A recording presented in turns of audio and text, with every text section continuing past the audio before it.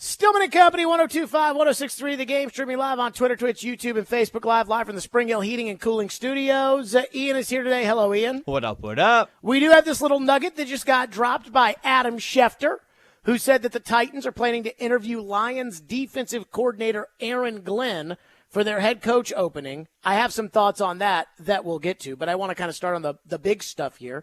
So let's start on really how I felt over the last 20 hours. So ever since we signed off yesterday at 6 o'clock, I feel like when it comes to the Titans, I feel like I'm the only sane person that is out there, which must mean that I am completely wrong, right? When everybody else feels completely different from me and I'm the only person in the world that feels this way, I must be wrong. But I'm pretty sure I'm not. I feel like what I've heard is a lot of either pro Vrabel's firing with the idea of let Rand cook, baby. Amy was tired of it. Amy said it's time to go ahead and win a Super Bowl. She's dedicated to winning. Rand Carthon comes from the 49ers. They're going to draft a quarterback in the 7th round. He's going to be the guy that takes them to the next level. Let Rand cook. And I'm like, did you guys see that press conference yesterday? We don't care about press conferences, Jared. We care about results. Did you see the results last year? That's not Rand's fault. Rand had a great draft. Peter Skoronski's headed right to the Super Bowl. Will Levis is going to be the next Joe Montana. What are we doing here? Tajay Spears is Marshall Faulk, Emmitt Smith, and Barry Sanders rolled up into one. I'm like, whoa now. And then there's the other side of it that is like, firing Mike Vrabel is the stupidest decision the Titans have ever made. Mike Vrabel is the greatest coach who has ever walked a sideline in the history of the NFL. And the Tennessee Titans had him, and they let him go, and they didn't even get a draft pick for him. Well, they would have had to wait in order to interview other candidates, and if there is someone in particular that they wanted to hire, which would probably be the most logical reason as to why they fired Mike Vrabel when they did, as opposed to waiting it out, seeing what happens in New England and now in Seattle and all these other places. Washington probably makes the most sense. No, Jared, they're so stupid. This is all John Robinson's roster's fault. Rand Carthon didn't give him the players. He's got this he's a great coach, Jared. What about the coaching staff? The Todd Downing and the offensive line coach this year, and that's I just don't get it. Like I said, I feel like I'm the only sane person who can look at the situation the Titans are in right now and on one hand say, Mike Vrabel deserved to be fired. He's not a bad dude. He's not a bad coach, but he's got serious issues as a head coach. The coaching staff. If we have to sit there and talk about whether or not the coaching staff, a guy with no experience, when Vrabel says, this is the best interview I've done in 6 years, and they can't block, that's a problem. When we have to constantly talk about offensive and defensive coordinator, that's a problem. When his defensive coordinator, his handpicked guy, is terrible, Jim Schwartz comes in, it's better, Jim Schwartz leaves, it's, for the most part, terrible again, we got a problem. And I've been saying this as far as Vrabel's concerned. He's got to reinvent himself. Like, there always had to be a second gear for Mike Vrabel. Pete Carroll, who just retired or got fired or amicably separated from the Seahawks, whatever you want to call it, Pete Carroll found that second gear. He's got to find a second gear. And I don't think that he was ever going to do that. Which is why I wouldn't be surprised if Vrabel went somewhere else and had success, because Vrabel can still live in that first gear and not have to reinvent himself. He goes somewhere else, has a little bit of success, gets fired after 5 or 6 years, and then he goes and takes another job. But, Mike Vrabel had serious problems. Mismanaging the coaching staff. Falling in love with players like Aaron Brewer that aren't talented enough naturally to play in the NFL. Tons of losses. And quite frankly, he was an a-hole, and that does bother a lot of people, and I think it might bother the owner of the team a little bit. But I also think, on the other hand, that Rand Carthon's a total stooge, And Amy Adams Strunk is incredibly impulsive when it comes to the flavor of the month of her, who she's mad at for the team losing.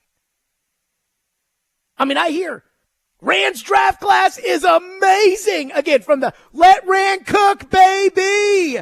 I hear Rand's draft class is amazing. Ian, who from this draft class is going to the Pro Bowl? For who, the Titans? Yes. No one. Oh.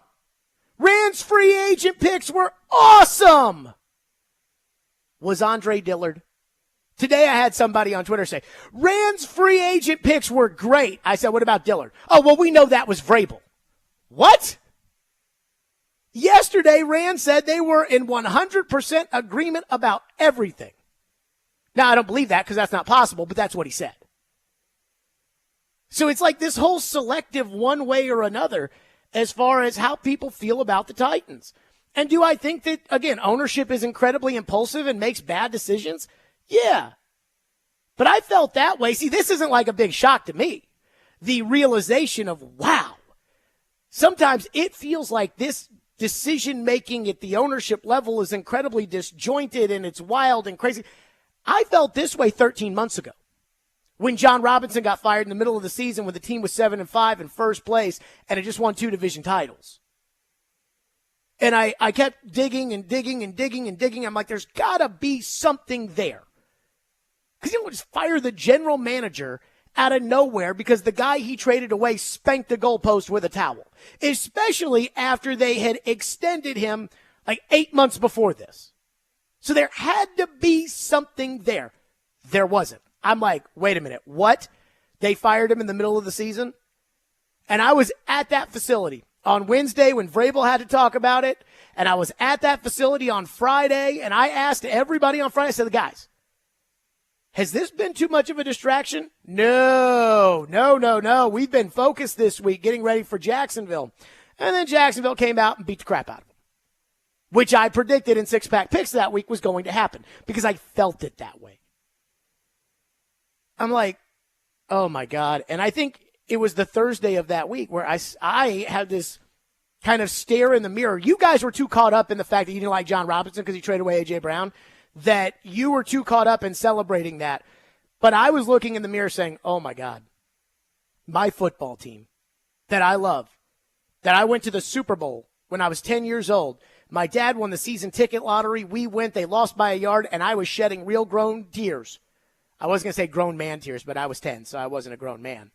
But shed real tears over my football team.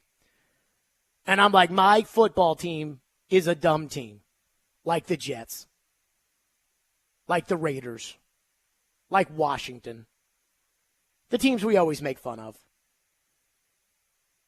My football team's one of those. So I already had that moment. So I think a lot of people are having that right now when it comes to the Titans with just how disjointed the decision-making is.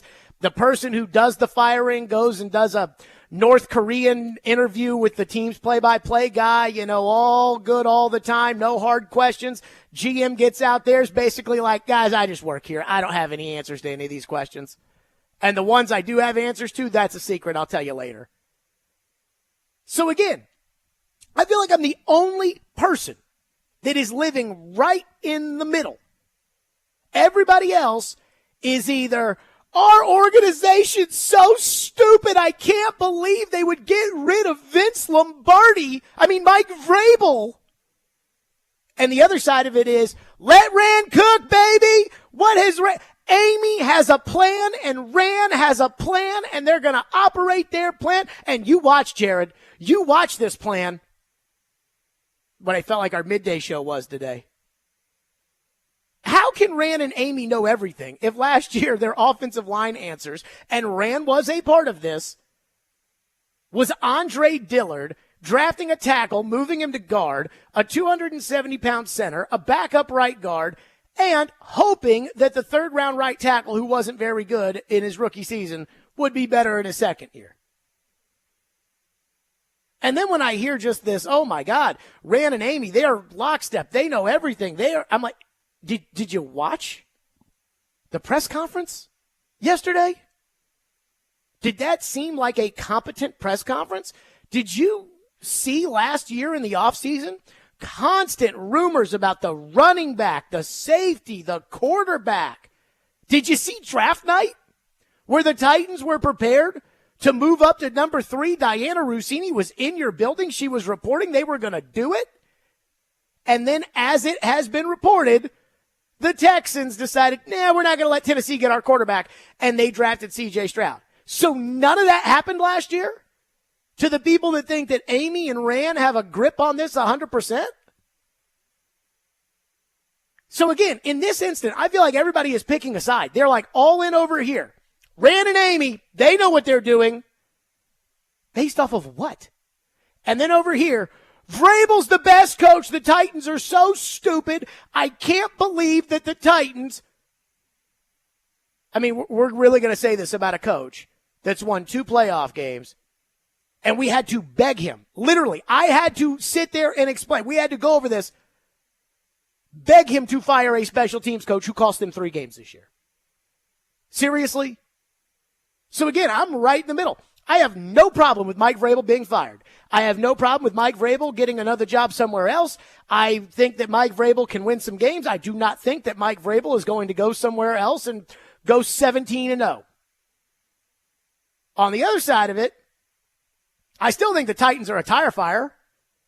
And I think with every impulsive decision they make, every flavor of the month, who are we mad at today? Oh, we're mad at Malarkey. Then we're mad at Robinson. Then we're mad at Vrabel. And next we're going to be mad at Rand Carthon. And Brian Callahan or Aaron Glenn or Jared Stillman or whoever's the head coach is going to get a huge pass. And then they'll fire Rand and then they'll get mad at the coach. And I think that's ridiculous. But again, I feel like the Titans have a lot of problems right now. But firing Mike Vrabel's not one of them for me. 615-737-1025 is our phone number, 615-737-1025. I do want to give my reaction on the news that Pete Carroll is out in Seattle. Ian, how about that one? Kind of crazy. I was shocked. I guess he's staying on as some type of consultant role. What I but think not that as is, the acting head coach. I don't know. Maybe that's just some token role. Right. What I think that is it's like, hey, we'll still give you a check. You'll still have health insurance. We'll still, you'll still be around. You'll still be in the community, whatever, if you want to be. But if somebody offers you a real job, go take the real job. I mean, I feel like this is kind of a firing in Seattle. And NFL Network, Ian Rappaport has added another name to the Titans search. Okay, give it to me. Antonio Pierce. Oh, God. Yes, they have also requested an interview for Raiders interim head coach Antonio Pierce. Well, I'll react to that in a second, that and Aaron Glenn. But let me say this on the Pete Carroll thing. I like Pete Carroll. I think Pete Carroll is one of the coolest dudes I've ever met. One time we were at the Combine. We were going to tape with Pete, and our equipment was all screwed up, and Chase was trying to figure out how to get the equipment right and everything else, and me, Pete, and Floyd just sat there and just shot the breeze, talking about Bud Grant and old stories that I was just, again, I was just there. I was a member or a guest at the country club. I wasn't a member. But Pete was a really, really cool dude every time that we'd spend any time with him. And that being said, I don't think this is going to affect the Titans at all. I don't think the Titans are going to hire Pete Carroll. And it sounds like Seattle's probably going to hire Dan Quinn. But how about that? Okay. Aaron Glenn, Antonio Pierce on the list. According to Ian Rappaport and Adam Schefter, I have some thoughts. We'll get to that next. 615-737-1025 is our phone number if you want to weigh in. 615-737-1025. Stillman and Company, 102.5, 106.3 The Game.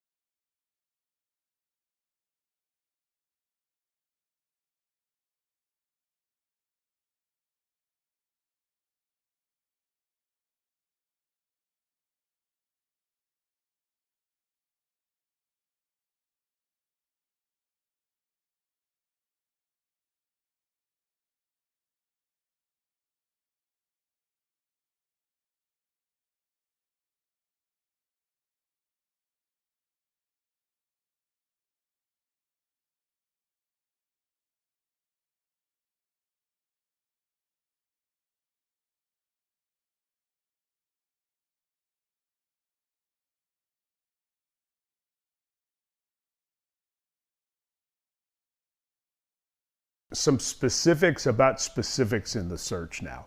A lot of people are saying that Amy Adams-Strunk is only going to consider someone with an offensive background to be the head coach. Is that true? Actually, no. I believe we need to improve across the board. So it's important to find someone that brings in, a lot of diverse ideas and fresh perspective, and that's the most important thing in that new head coach. All right, let me take that a step further. So then what you're saying is you're going to be very interested in the staff that a potential head coach can show you when he talks to you. Yes, that's going to be very important. The head coach is the leader and the face, but that staff is super important. So we're gonna want him to bring in strong candidates, and we want to hear who he's going to bring in. Okay, so I didn't put much stock into Amy Adams-Strunk's sit down with Mike Keith other than the little nugget about who has final say. This is like, are you interested in an offensive coach? And I've told you, I want an offensive coach. But if I were being interviewed, like if I owned the team, I fired Vrabel, I sat down for the press conference, and you asked me, Jared, do you think that you need to hire an offensive coach with Will Levis as your young quarterback? I'd say, look, we're looking for the best person for the job. That's it. There have been a lot of Super Bowl coaches that are offensive coaches, and there have been a lot of, Super Bowl coaches that have been defensive coaches. And so I don't ever sit there and think like, oh, yeah, I got to have one side or the other. But I absolutely would be lying. I absolutely want an offensive coach, not a defensive coach. So the Titans, according to NFL Network, are interviewing or planning to interview or have asked for permission to interview Antonio Pierce of the Raiders, who is their interim head coach. He was their linebacker coach this year, got promoted when Josh McDaniels got fired. Aaron Glenn, the defensive coordinator of the Lions, and Dan Quinn, the defensive coordinator of the Cowboys. When I hear that, all I think is, no. And let's start with Aaron Glenn, who I actually liked when he was on Hard Knocks a couple years ago with the Lions. I think he's got good personality and all that kind of stuff. So Aaron Glenn, according to the NFLPA's rankings of defensive coordinators, was the number one defensive coordinator according to the Players Association. Well, that's great. So the players like him. Didn't the Titans just fire a former good player who was a defensive head coach that the players liked? Isn't that who the Titans just fired? According to this, Aaron Glenn, in his 3 years, in league ranked points allowed, 31st, 28th, 23rd. Yards allowed, 29th, 32nd, 15th. Red zone, 31st, 26th, 28th. Third down, 29th, 30th, 19th. Takeaways, 21st, 17th, and 19th. No thank you. I want an offensive coach. I do not want these defensive guys. And I'm sure they're great leaders, but I don't believe in that anymore. I heard Rand say yesterday of one of the few things he actually said, and I'm not exactly sure what he means by this, because he was like, GMing today is different than it used to be in terms of GMing, and I'm not totally sure what he means by that, but he said that, well, coaching in the NFL today is not the same as it used to be. And so I want the offensive coach who runs that side of the ball, calls the plays, works lockstep with the quarterback, and then farms out the defensive side of the ball to one of these kind of guys.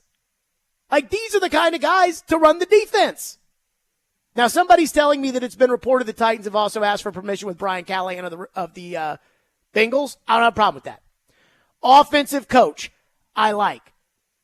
But Aaron Glenn is a former player who the players love, whose defenses statistically do not perform.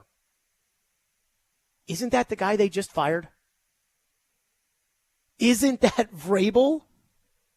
Antonio Pierce. And I think Antonio Pierce is going to get the Raiders job. And it should be noted that every team that's interviewing a new coach has to interview 2 external minority coaching candidates. And the Titans, who I believe are still currently being sued by Ray Horton, probably need this to look legit, right? I saw a report from Schefter that the Chargers are interviewing former Bills defensive coordinator Leslie Frazier to be their head coach. Let me say this. Leslie Frazier is not going to be the head coach of the Chargers.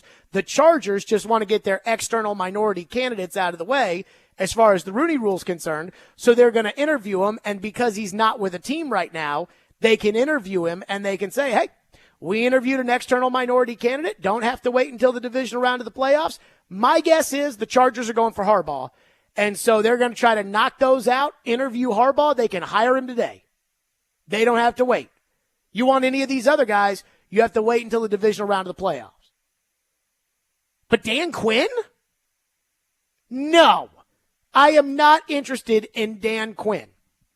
And I am a little disappointed that the Titans might be interested in Dan Quinn. And I say this because Anthony Robinson's on staff from the Falcons, where Dan Quinn was.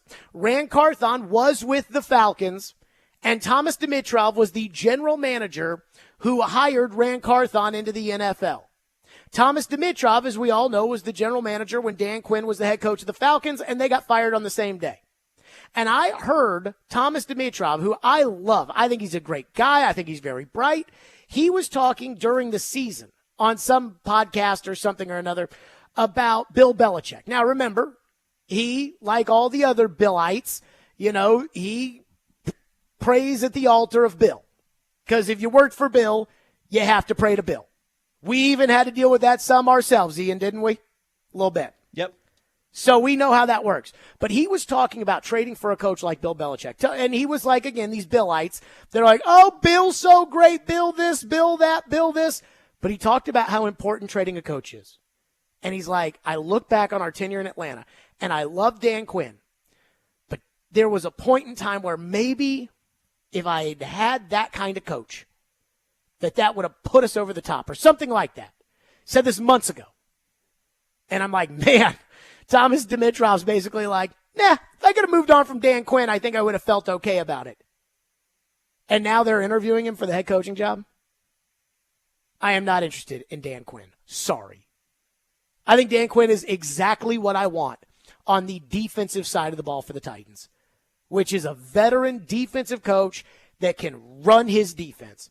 Farm out that side of the ball, give it to him, say, okay, Dan Quinn, Jim Schwartz, Wade Phillips, Steve Spagnuolo, defensive guy.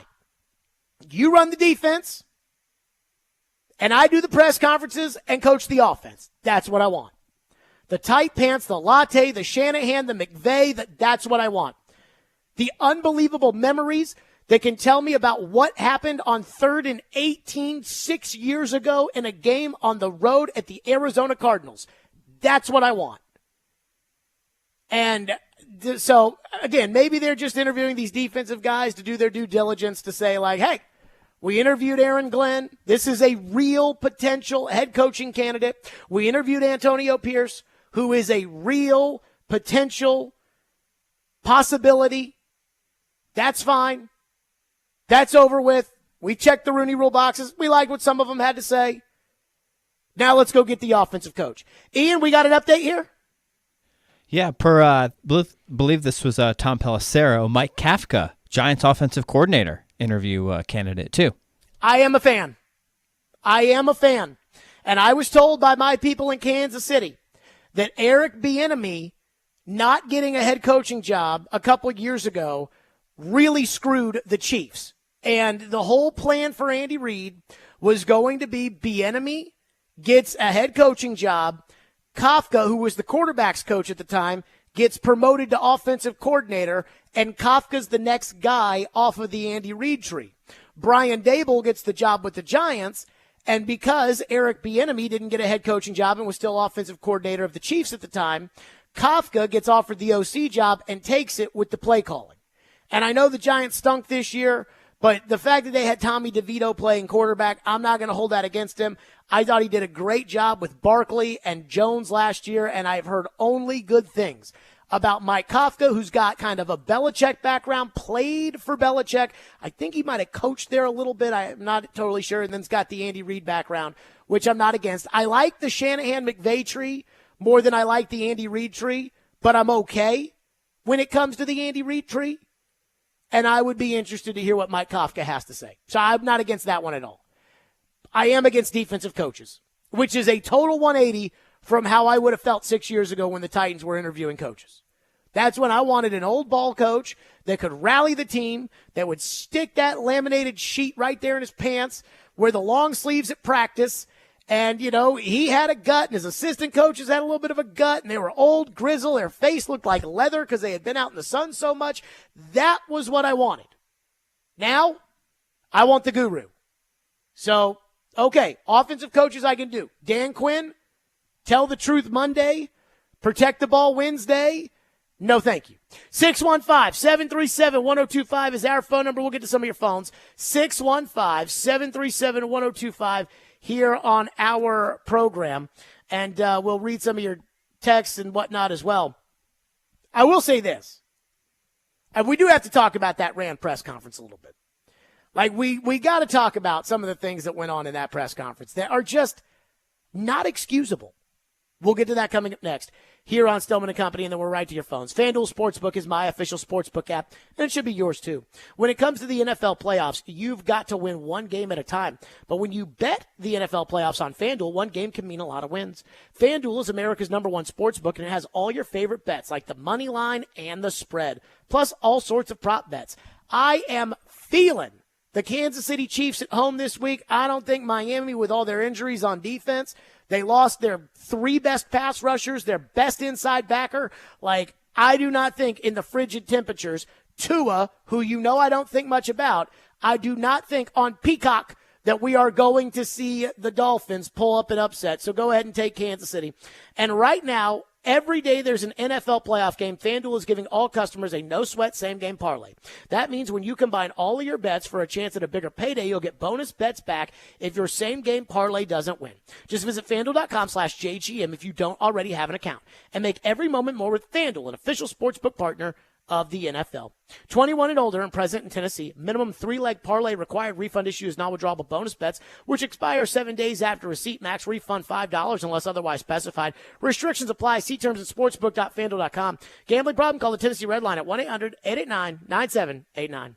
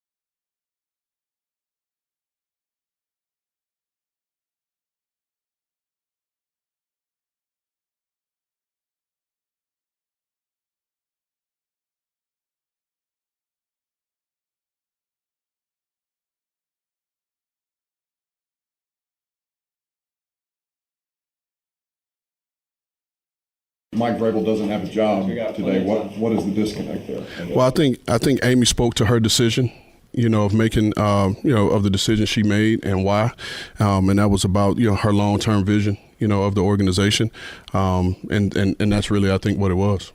A moment ago, you said the reason primarily he was fired was because of the vision that Miss Amy sees for this team. What was it about Mike that wasn't compatible with that vision? It's her vision for the organization, not the team. The vision for her organization and how she wants things structured for that. Like I said, Miss Amy's she's made her statement and she's clarified her reasons, and we're here to support her.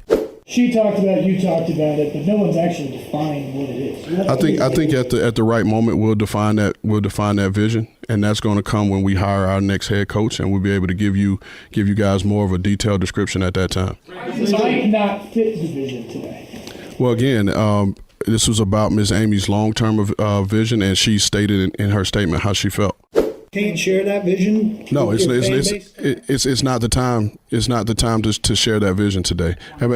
Because I think as we go through this process, we need to make sure that we have the right person aligned with that, and why we hired that person will fit that vision.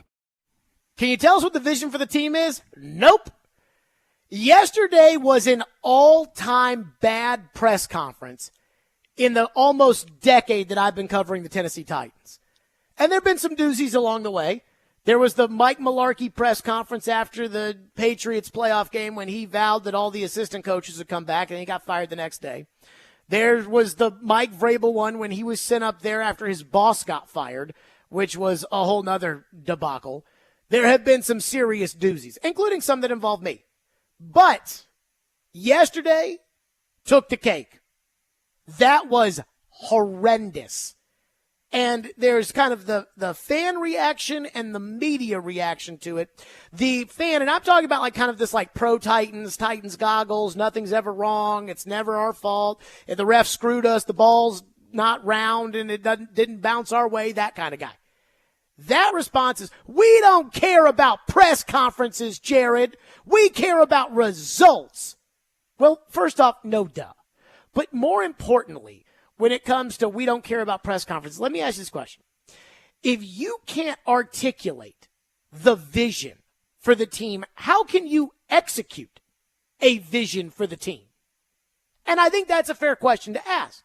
And secondly, when it comes to press conferences and when Rand Carthon's up there telling us that the offensive line was fine, but they just had too many injuries, or that the ball didn't bounce their way, or that he and Vrabel were in complete agreement about everything all the time, that everything was unanimous, that is either somebody who is not living in reality, somebody that doesn't know the difference between soap and shampoo, or that is somebody that thinks we are so stupid that it's like, man, I'm going to tell these guys anything. Hey, sky's green. Is it really? Rand said the sky was green. Come on now. We're not that stupid. We know. I actually went through it today because Rand was like, ball didn't bounce our way. And they had 7 one-score games. And I went through all of them. Saints, bad refs call. There's a bad call. I'll give them that for the Saints game, that the ball did not bounce their way. Colts on the road, couldn't stop the run, didn't sack the quarterback. That has nothing to do with how the ball bounces. Ravens, special teams blunders. And then, of course, the Malik Willis jumping back in bounds. Quarterback got hurt, couldn't protect the quarterback. Doesn't have anything to do with the ball bouncing. Kyle Phillips should have never tried to catch that punt. It's not about how the ball bounced. That's stupidity. Steelers. I would say the ball bounced their way since Levis threw about 6 passes that should have been intercepted in that game and weren't. The Colts couldn't get a stop in overtime, missed a PAT, and had 2 punts blocked. That has nothing to do with how the ball bounced. Against the JV Texans, the Titans gave up 7 sacks in the second half and in overtime, and they basically rushed for 0 yards the entire game. That's not how the ball bounces. And then Seattle threw at Trey Avery on every play, and Tannehill got sacked twice in the 2-minute drive. That's not the ball bouncing your way. It's called you suck. Don't insult our intelligence. Now, the media, when it comes to throwing Rand under the bus, I felt like there was a lot of, well, Amy should have been the one up there to do that press conference. which owners can do whatever they want. Like, that's the thing about these leagues. They're owned by the owners, and the owners make the rules. And so if the owner doesn't want to talk, the owner doesn't have to talk. Herb Fritch almost never talks, owner of the Predators. But if you're going to send Rand Carthon up there, there has to be a meeting where Amy is in there with Rand, who's in there with PR, who's in there with Burke Nihil, the president. And it's like, okay, we're going to present a united front. Rand, you're going to be the one that does this. What is that united front? And then Rand, because he is technically the GM, even though none of us know exactly what he does around there, Rand is supposed to go out there and at least show that he has some authority over the situation, right? Like, you're the one that's sent out there. Amy fired Vrabel. They're asking, why did Mike get fired? Oh, well, Miss Amy released a statement, so look at the statement. When in reality, they could have decided, hey, how are we going to get asked that question? Because you knew you were going to get asked that question. So when you get up there and say, hey, Mike's a really good coach. And I was only here for a year, but in my year with working with him, I thought he was a really good coach. I just felt like, and Amy felt like, and Burke felt like, and Johnny felt like, that where we were as far as our coaching staff, as far as our organization, as far as we all felt, especially me, we felt like it was time for us to go in a different direction. We wanted to have more XYZ, whatever it is.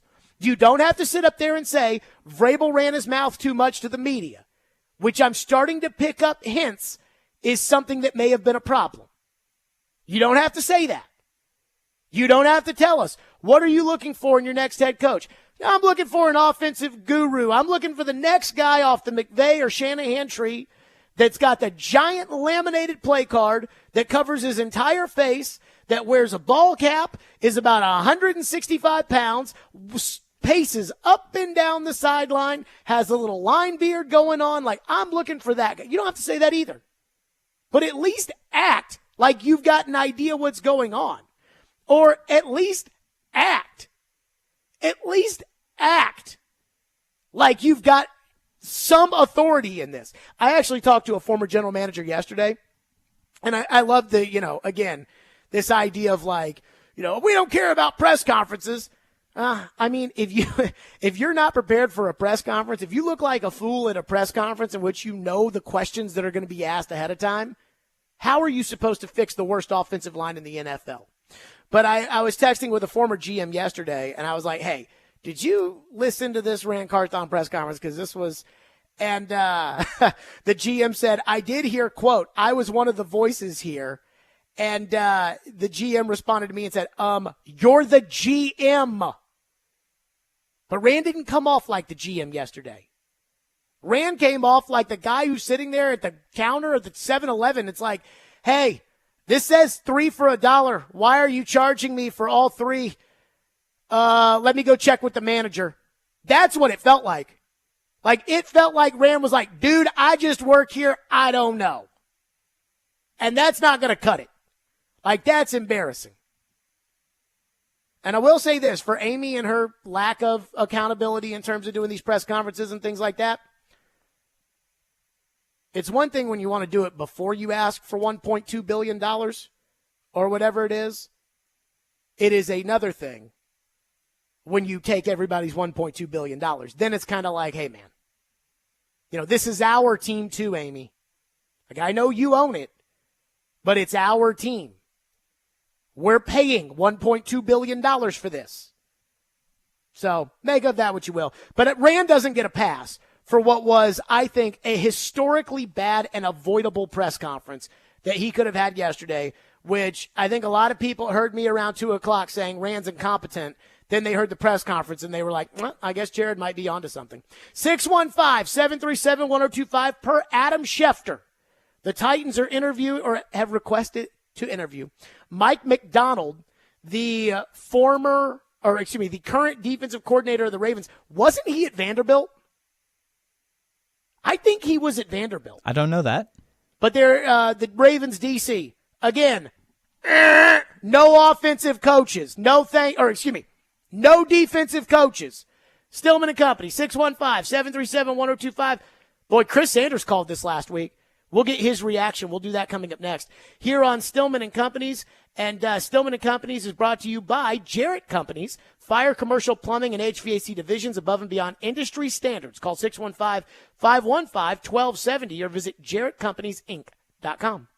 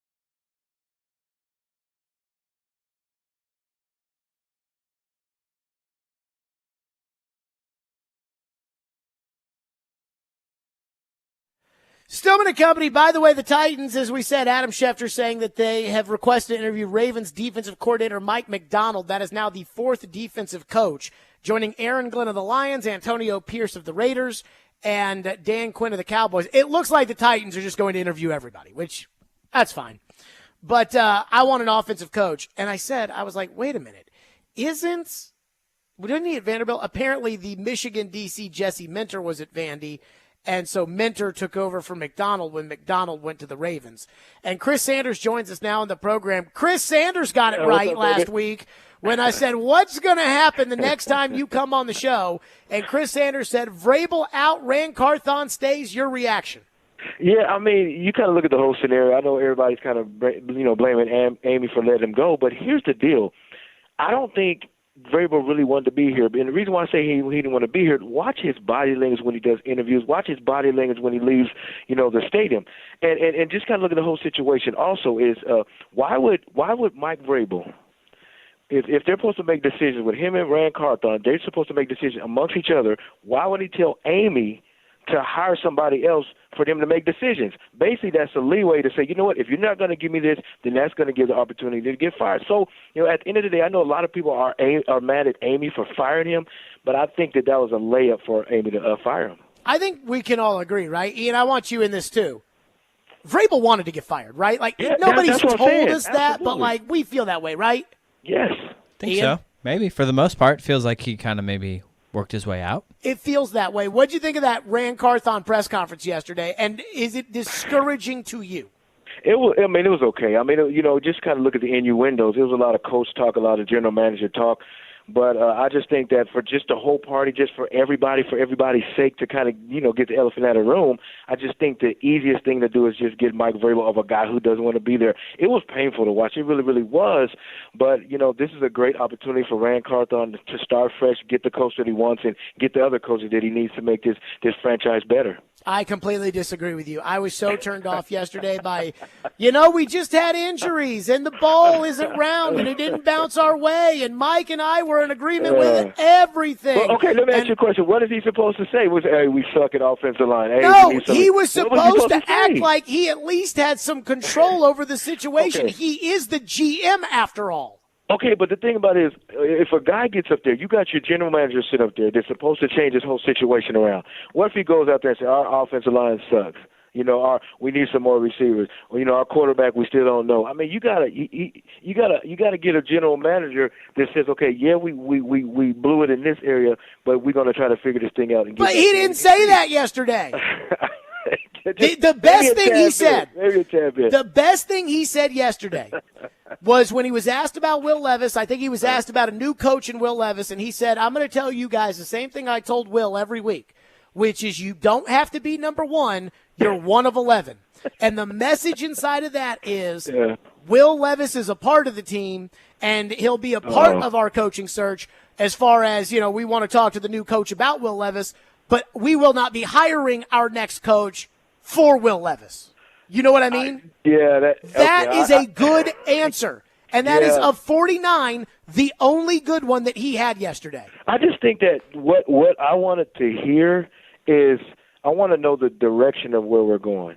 He's not going to tell you that until later. He'll roll that out eventually. Right, but you still got to give somebody a little piece of or a little glimpse of what you want to do. Say, okay, the direction of where we're going. This is the vision. What's the clear-cut vision of what we want to do? And I think that with him not giving a clear-cut vision of where we're going, that's why people are starting to ask questions. But let me tell you something. He's going to get it right. I think Rand Carthon is going to be phenomenal being a general manager. I think he is.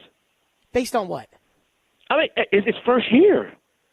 Yeah, and it was all bad. Now, hold on. Now now he has total control of getting the guys that he wants, the coaches he wants. Did not sound yesterday like he has total control. Right now, it might not seem like it, but now he has opportunity. I'm not saying he might, but I'm just saying he might. Yeah, he might have the opportunity to now build the way he wants to build.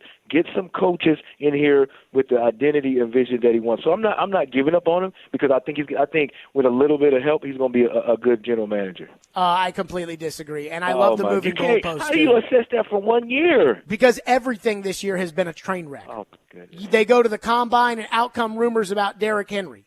They come back from the combine and out come rumors about Kevin Byard, which was a year-long thing.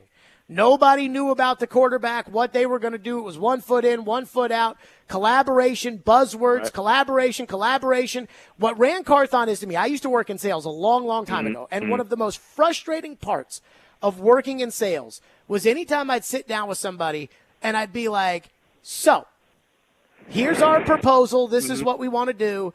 They would be like, oh, yeah, I love this. I got to go check with so-and-so. Okay. That's what Rand Carthon is. It's like everything is, I got to check with Amy. It's like, do you need a new right? I got to go check with Amy. Okay, and it reminded me of when Floyd was on this show. And Tennessee was looking for a football coach. You remember that whole disaster where they ended up with Jeremy Pruitt. And he said when John Curry got overruled for his choice of coach, he said, if I was AD, then I'd go to the university president and I'd say, if you're not going to let me hire the football coach, if you're not going to let me run the athletic department, then you need to fire me right now. Jared, let me give you an example of what I'm talking about. When Rand Carthon has never been in the building. Let me start. When he first came in, he walked into the building. He didn't know where different places to go. He had to ask. Okay, which way I got to go? Where's my office? But now, once he knows and is familiar with where to go and who to talk to, all those things, now he can put his thumbprint on where to go. That's the same thing of what I'm saying. Now he's familiar of what last year was, and now he can build on that. Now he can put his thumbprint on this team as opposed to it being, Mike Vrabel. So you think Vrabel was holding him back? I'm not saying that he's holding him back. I just think that you got two alpha males in the room. Rand Carthon is so not an alpha male. Okay. Did you watch that press conference yesterday? No. Hey, don't judge a book by its cover now. I mean, he may be soft-spoken, but that doesn't mean he's no.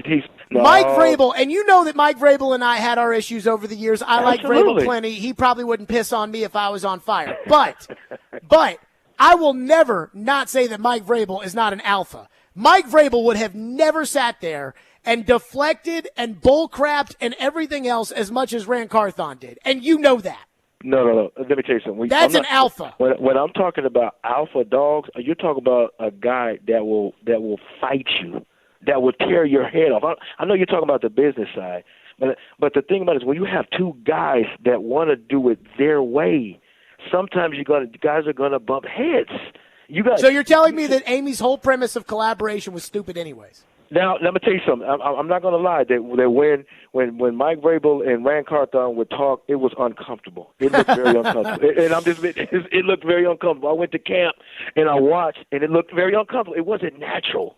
But you got to listen. Rand Carthon's got to get somebody in there to where whatever head coach they get, it's got to be natural. It's got to be about the team. It's got to be say, you know what? Yes, I'm the dog in this fight. Yes, I'm the head honcho, but I need you, head coach. I need to work with you. I need you to be better. I need to work with the organization. I need to work with my coaches. Listen. How is Rand Carthon the head honcho when the owner came out yesterday and said, "I'll tell you later who's in charge of the team"? What? No. I'm talking about. I know she said that, whatever she said, but the thing about it is now he has a second year to build how he wants to build. And I think that's you. Yes. Last one for you. Chris Sanders is with us. The Titans, as of now, have requested permission to talk with 2 offensive coordinators and 4 defensive coordinators. I'm just going to tell you straight up, I want nothing to do with a defensive coach. Your thoughts? No, we need an offensive guy, and the guy that I love is Bobby Slowick. I can't pronounce that. Slowick. From the Texans. And the reason why I like this guy is because, I know they're in the playoffs and everything, but look what they did with C.J. Stroud. He's a rookie. He helped him get, do some great things in the league this year. Now you got Will Levis, who has a promising future. So why not make him a head coach, an offensive-minded guy, to get him to have a great quarterback and build around Will Levis? I am a Bobby Slowick supporter. He's on my list. Chris Sanders, great stuff as always. Appreciate you, boss. He is retired from the Boohoo Tannehill crew and is now the leader. You and D Mace, the Boohoo Rand crew. Oh my God! Rand. Man, just give me something to love, not the hope that year 2 could be better than year 1. Give me something to love from this man. You know why? Because the thing about it, he's come from good pedigree. He's come from the 49ers where That's like saying Vrabel won Super Bowls in New England. I don't give a rat's ass about that. Ken Wisenhunt had been the head coach of a team that went to a Super Bowl, and the guy was a joke. Listen, I don't care what Rand Carthon did as 6th in command at the 49ers. I do not care about that at all. Chris? Love you, brother. I love you too. Chris Sanders joining us on the program as always. And all you people in here that are like, Rand's going to be great, Jared. I'm like, well, you already got a year under your belt. You don't have that. And now He's being tasked with a different job than he was tasked with before, with which they failed, with which he said yesterday that they didn't fail. But that's a different discussion for a different day. So I do want to get to this because, I got to tell you, the Titans have been taking a spanking on the behind with the belt, and I am not against that. But there has been, this main reason for spanking that is just driving me crazy. We'll get to that coming up next. 615-737-1025 here on Stillman and Company. Tune in to 94.9 The Fan Thursday night for Vandy women's basketball, Commodores, and Kentucky. Pregame at 5:45, tip-off at 6. Coverage available on the 94.9 The Fan app and at 949thefan.com. And Saturday, Vandy men's basketball is on the road taking on Ole Miss. Pregame at 11:30 a.m., tip-off at noon. And coverage is also available on the 102.5 The Game app.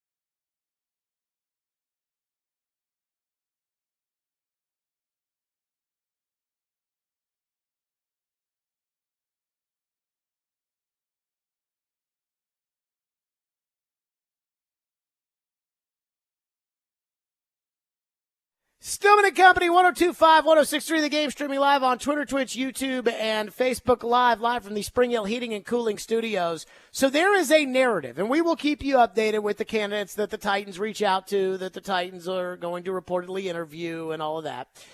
But there is a narrative that I have just got to get off my chest because it is driving me crazy. I was actually on the phone with Joe a couple days ago, and I was talking about how this is narrative season, where narratives actually matter. Narratives don't matter at all as far as players are concerned in terms of during the season, because it's basically like, who cares what the narrative in June is as to whether or not Daniel Jones is going to be a good player? We'll find out in September if Daniel Jones is good. That will be what determines it. It'll all be determined on the field. But the problem is this time of the year where people are making up their minds on whether or not they should hire somebody or fire somebody, the narrative that surrounds them actually affects the decision-making that is made by the people that are calling the shots with these NFL teams. And so narrative season matters now for coaches, and it will matter in April come the draft, where you'll hear, oh, no, Will Levis took that bag of chips. He's entitled. One scout said this guy likes to clip his toenails and keep them, something like that. And those narratives matter because teams hear that. They don't know exactly what's true because even though they've interviewed these guys, they don't really know them. So it's like, well, he clips his toenails. What do you do? But there's a narrative going around right now that's driving me insane. And that is the national media is treating this like the Tennessee Titans have fired Vince Lombardi. Mike Vrabel's a good coach. He's not the greatest coach who ever lived. Connor Orr, Sports Illustrated. Headline, no chance the Titans will get anyone as good as Mike Vrabel. What? There's no chance. So you're telling me right now that there is no chance that one of these guys, whether it's Bobby Slowick, Ben Johnson, Brian Callahan, Dan Pitcher, Johnny Joseph, whoever, you're telling me there's no chance one of these guys is the next Sean McVay. There's no chance in that. And it's everywhere. It doesn't matter what channel. It doesn't matter what publication. It doesn't matter what host. It is just constant. It is, oh my God, the Titans fired Vrabel. Will they ever play another football game again in Nashville without Mike Vrabel? You would think they're talking about this as if Alabama decided today, well, you know what? It's been 3 years since we've won a national title with Nick Saban. Let's fire him. That's the way it feels like the national media is treating the Tennessee Titans, and I think that's ridiculous. And what's amazing about that narrative, which is going to land Vrabel another job, I don't know where, probably New England, but what is amazing about that narrative is it is the exact opposite narrative as to what happened last year when the Titans fired John Robinson. You can complain about John Robinson all you want. You guys act like the last 3 years of his tenure were the only 3 years of his tenure. But when John Robinson got fired, it was like, well, he traded away A.J. Brown. Good call to fire him. It's like, whoa now. Robinson took the worst team in the NFL that had picked number 2 in 2015 and was picking number 1 in 2016. 2-14, 3-13. He inherited that team. And overnight, they were 9-7 and competing for the playoffs. The next year, they were in the playoffs. All without Mike Vrabel. Did you know that the Titans had a franchise before Mike Vrabel was their coach? Because I don't think the national media knows that. All these good players that this great coach Mike Vrabel won with, all of them, whether it was Jeffrey Simmons or Derrick Henry or A.J. Brown, Kevin Byard, Harold Landry, every single one of them, with the exception of Taylor Lewan, was drafted or acquired for the most part by John Robinson. They traded a 4th-round pick for Ryan Tannehill, who was their quarterback for the better part of 5 years. And Vrabel gets all the credit? Vrabel's the reason they were successful? Nobody ever talks about this. It's like the old politician saying, right? Every politician wants everybody to think that they were born into a log cabin that they built themselves. And it's not true. Mike Vrabel didn't inherit a 2-win football team. Mike Vrabel inherited a team that went to the divisional round of the playoffs. I saw a tweet last night that said that the Falcons are in the same spot right now that the Titans were when Vrabel took them over. I'm like, excuse me? Well, it's wild card weekend this weekend. What time do the Falcons play? Oh, they don't. What about next weekend, the divisional round? The Falcons don't play there either. And so I'm trying to figure out how this is that Mike Vrabel's such a good coach. Are there some Lombardi trophies that were won that I wasn't aware of? I was hosting Jared and the GM and Stillman and company, and I was too busy doing that I just missed that Super Bowl run Mike Vrabel went on. You know, Lovie Smith got to a Super Bowl. Jeff Fisher got to a Super Bowl. There are a ton of bozo coaches like Barry Switzer that have gotten to, and in Switzer's case, won a Super Bowl. But not Vrabel. I don't get it. I do not understand. Every single person gets on TV and says, can you believe the freaking Tennessee Titans fired Mike Vrabel? Can you believe that? The audacity that they had to fire a coach who can't get the special teams coach position right, who can't get the offensive line coach right, who screwed up after Arthur Smith left by making Todd Downing the offensive coordinator. Can you believe that they fired that guy? Can you believe they fired a guy who they won 6 games with this past season? They lost 7 in a row at the end of last year, which I don't hold against Vrabel, and a lot of people do, but it is part of the discussion if we're going to sit there and talk about how great of a coach he is. The Seattle Seahawks just fired Pete Carroll. He took them to 2 Super Bowls. Pete Carroll's team is consistently good, even though they've got Geno Smith at quarterback. All I hear pumping Vrabel up is he wins with Ryan Tannehill at quarterback. Pete Carroll wins with Geno Smith. By the way, did you see Russell Wilson without Pete Carroll? I have. But that's not a travesty that Seattle would fire him? Somebody help me out. I don't get it. Look, if you want to argue that Vrabel's a good coach and they shouldn't have fired him and the roster is Robinson's fault, and if you want to argue all of that, that's fine. That's your business. And I'm not going to sit there and say that you don't make at least a little bit of a valid point.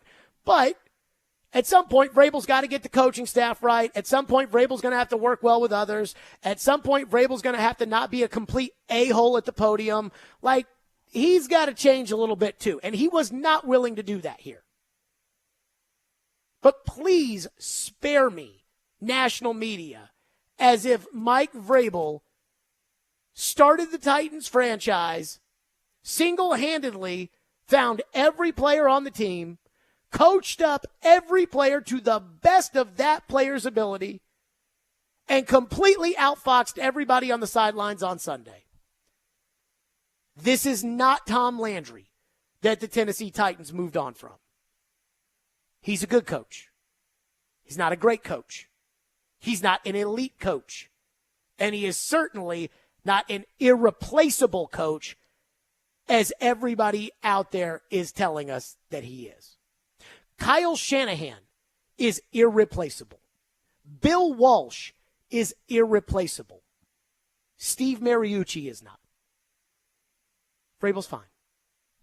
He's a good coach.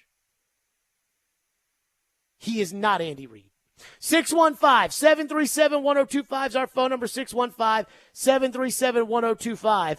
And again, I don't know if it's his relationship with Tom Brady or if it's the fact that the bussin' with the boys guys think he's cool. But there is just some kind of allure with Vrabel that Malarkey didn't have, that Robinson didn't have, that nobody else around here had, even though they won just as much too. And I've never seen anything like it. 615-737-1025 is our phone number if you want to weigh in on that. 615-737-1025 here on the program. And there's one other thing about Vrabel that everybody keeps saying. And they act like I'm supposed to care about this. They act like I'm supposed to change my opinion because of this. We'll get to that next. Stillman and Company, 615-737-1025. Stillman and Company, 1025-1063. The Game. Let me tell all the fine folks out there, do not miss tonight's Smashville Live, as the Predators are going to send out Uso Parson and Philip Tomasino to Brewhouse 100 in Bellevue at 6 o'clock. That's right. Smashville Live is brought to you by the Black Abbey Brewing Company.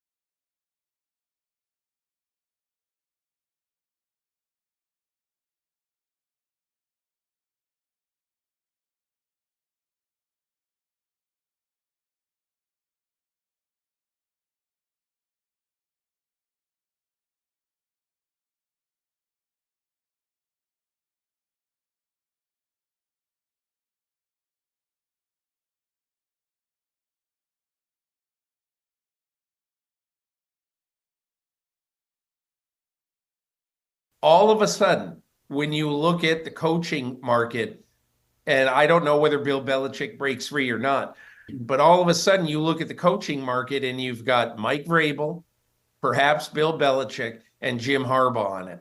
That is one of the best free agent coaching markets. And you might have Mike Tomlin. I doubt it, but you might.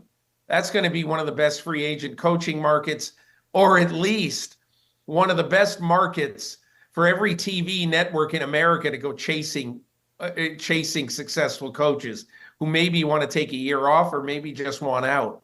But I think, although the shock of this, I mean, here's a guy, Mike Vrabel, who has won 56 games in 6 years at a small market franchise. And yeah, he's gone 13 and 21 the last 2 years. So that's not good. But, he's a great coach. And in my opinion, he will not have any trouble finding a job. There's Peter King.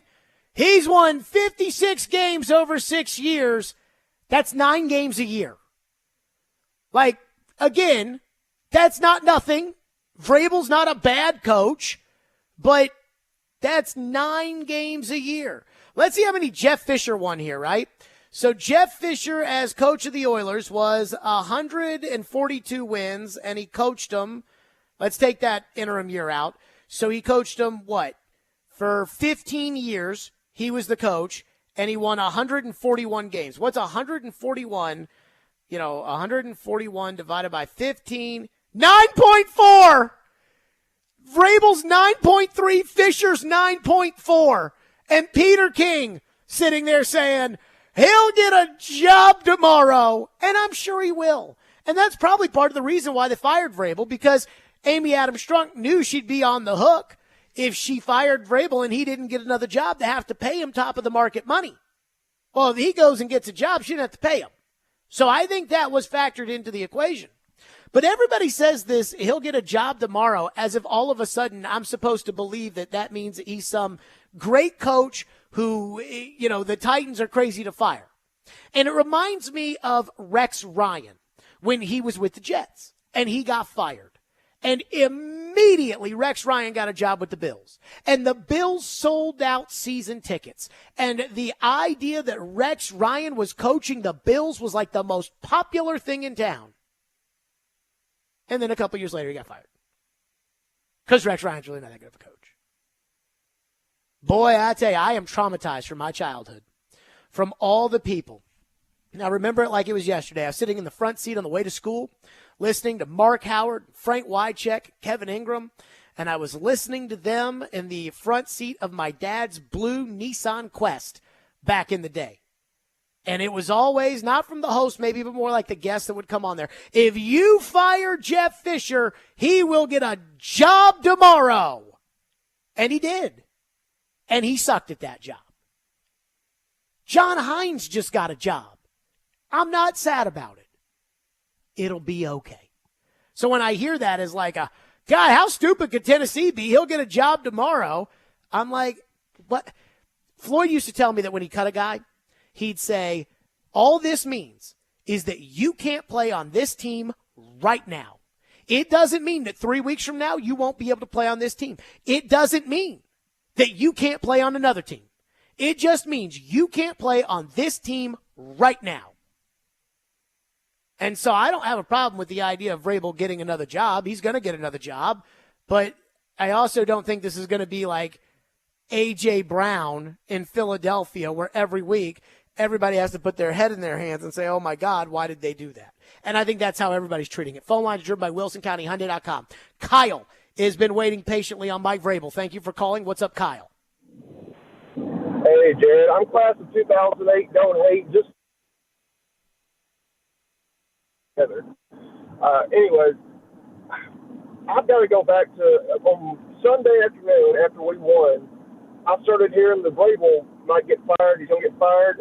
First thing I thought of was that Boston Globe report where it said he's going to find a way to get himself out of Tennessee.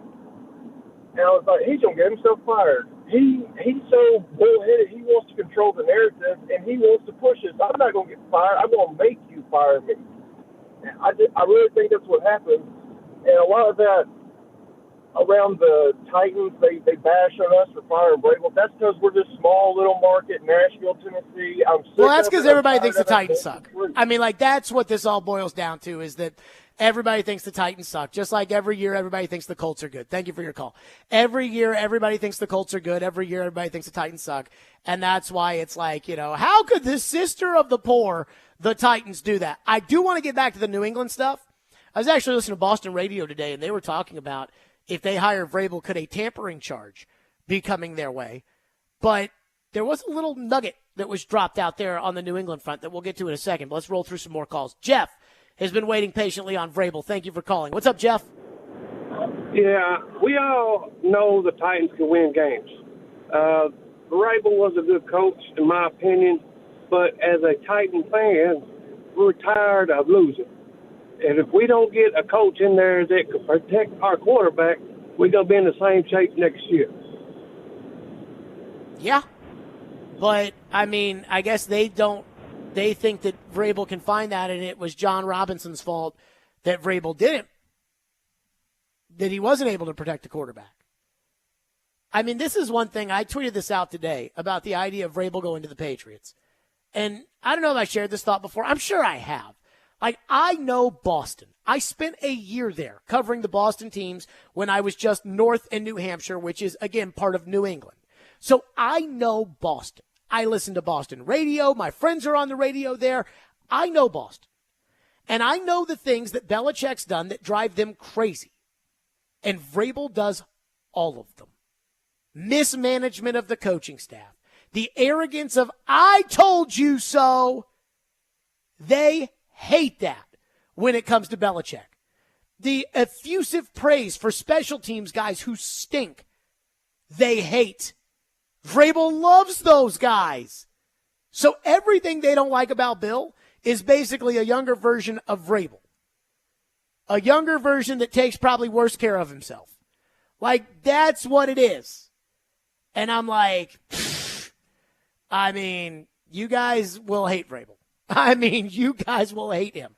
And not only that, I mean, when it comes to Vrabel, is there any faith that he'll be able to develop a quarterback? I mean, we were nervous about that when we were talking about Stroud and Richardson and Levis and those guys going into the draft. I'm not saying Vrabel sucks, because I don't believe that. I think Vrabel's a solid coach. But this idea of like, oh, no, that's not Vrabel. Everything bad is not Vrabel's fault, and everything good is because of Vrabel is wild to me. 615-737-1025. Speaking of the New England stuff, there's a little nugget. It's a tiny little nugget that came out that I think is a much bigger deal than people made about it at the time and than even people are thinking about now. We'll get to that next. Stillman & Company, 615-737-1025 here on our program. Stillman & Companies is brought to you by Jarrett Companies Fire, Commercial Plumbing, and HVAC Divisions, above and beyond industry standards. Call 615-515-1270 or visit JarrettCompaniesInc.com. And be sure to tune into 93.3 Classic Hits tomorrow night for MTSU men's basketball as the Blue Raiders are at home taking on Louisiana Tech. Pregame is at 7:30. Tip-off is at 8. And coverage is also available on the 93.3 Classic app and at 93.3ClassicHits.com.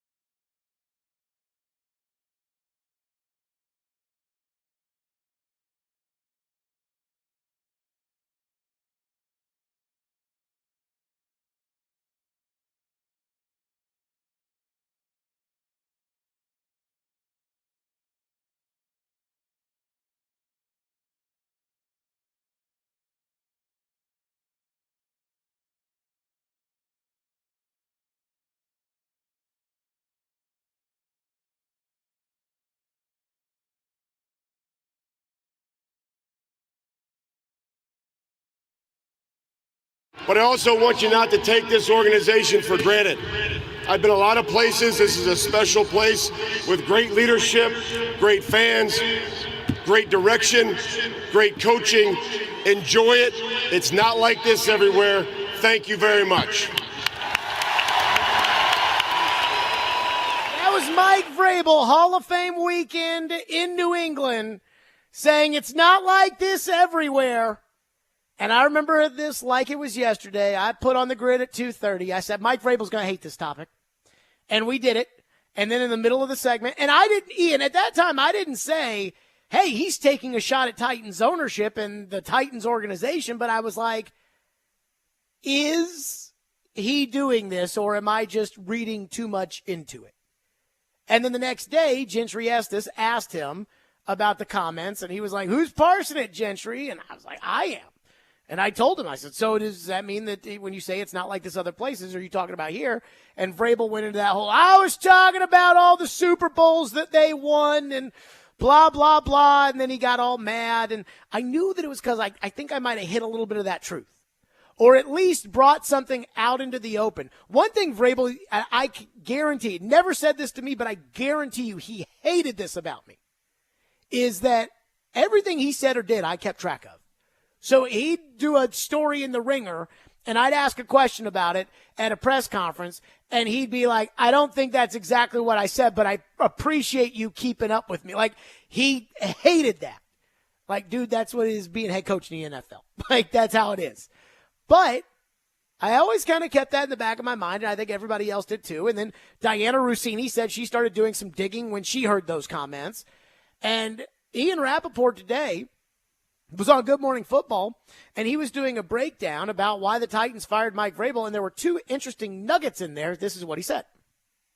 Yesterday, Mike Vrabel is out as head coach of the Tennessee Titans, and I would say based on the way this was going the last couple weeks, not totally a surprise. And Rand Carthon, the general manager, came out yesterday and talked about how good the relationship had been between him and Mike Vrabel. My understanding is that is true. This was a decision made by Amy Adams Strunk, one that she has been mulling for the last several weeks. I would say maybe the last several months, ever since Mike Vrabel went to New England, took part in the Hall of Fame day, and all the rumors started floating about whether or not Mike Vrabel would be the Patriots coach next year, whether he'd be the Titans coach. He never really addressed that internally. I know that didn't sit great with the people there. He went into a meeting yesterday with the owner.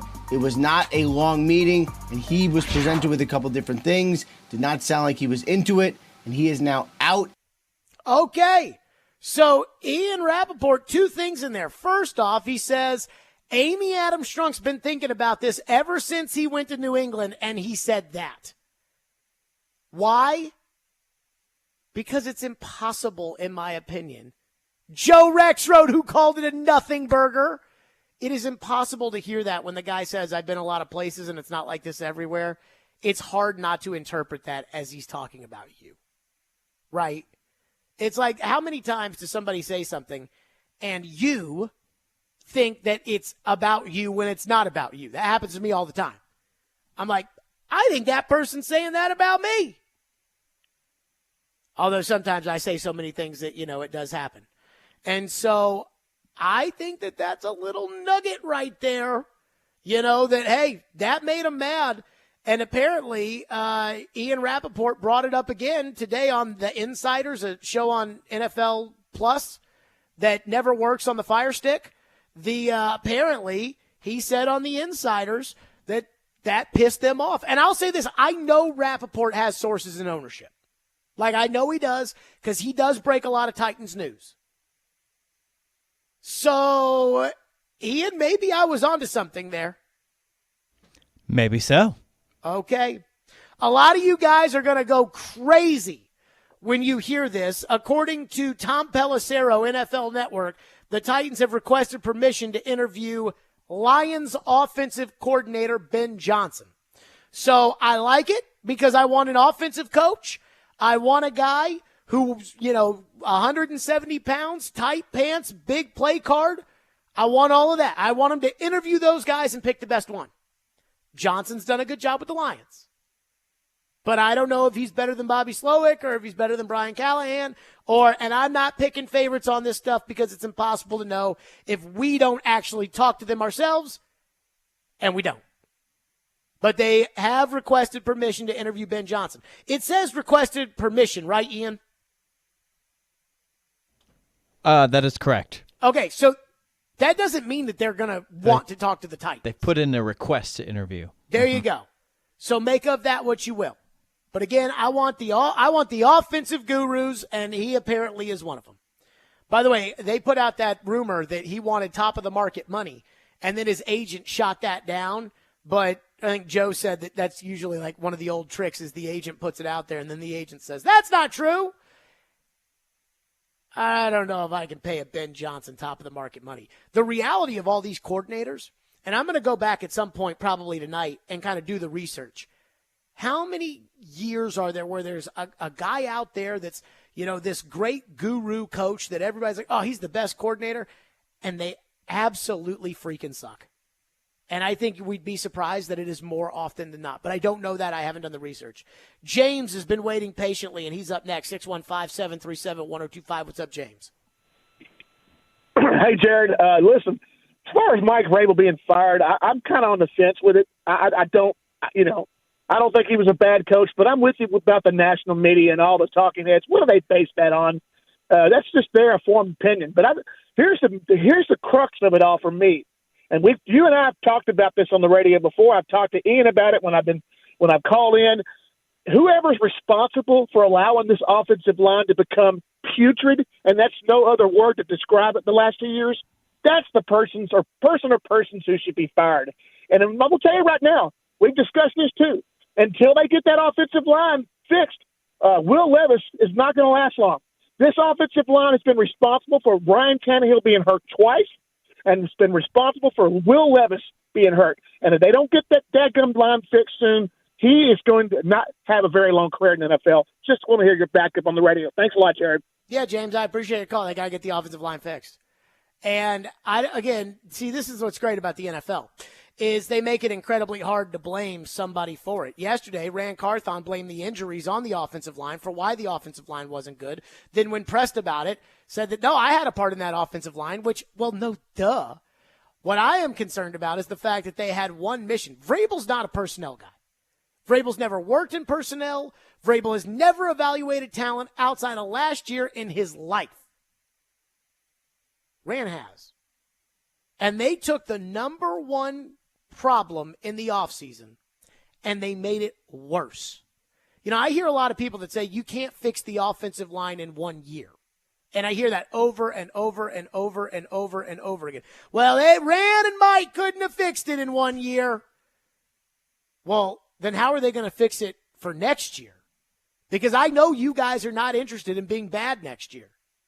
I know you guys aren't thinking the Titans are going to be a Super Bowl contender, but I know you're not interested in the Titans being bad next year. So they better figure out how to fix the offensive line, which actually, if I had to say, okay, this leads me more to this candidate than it does that candidate, would actually have me think about the Bengal candidates a little bit more than all these other places, right? Like we just brought up Ben Johnson, the offensive coordinator of the Lions, who the Titans are interviewing.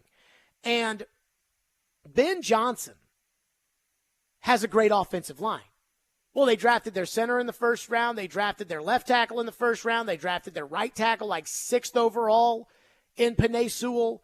They got a lot of good players on that offensive line that were there before Dan Campbell and Ben Johnson showed up. Well, the Bengals, under Zach Taylor, it has been a disaster with that offensive line, and they have spent a lot of money in free agency, and they have drafted Jonah Williams, who was a bust at left tackle. They moved him to right tackle, and I still think he kind of sucks. But, I mean, they've spent the money on Ted Karras, and they spent the money on Alex Kappa, and they spent the money on Orlando Brown, and they spent the money, like, they've been through, like, hey, we got to fix offensive line, and they haven't made it a great offensive line, but they've done a decent enough job, and so, like, they've got experience in that. When talking about Brian Callahan and Dan Pitcher, the quarterback's coach, who I would also interview as far as the head coaching job is concerned. Now, I think if Brian Callahan of the Bengals ends up getting a head coaching job, then I think the Bengals will probably just promote Dan Pitcher from quarterbacks coach to OC. But I'd still interview him for the head job. And again, those guys have been through having to fix the offensive line.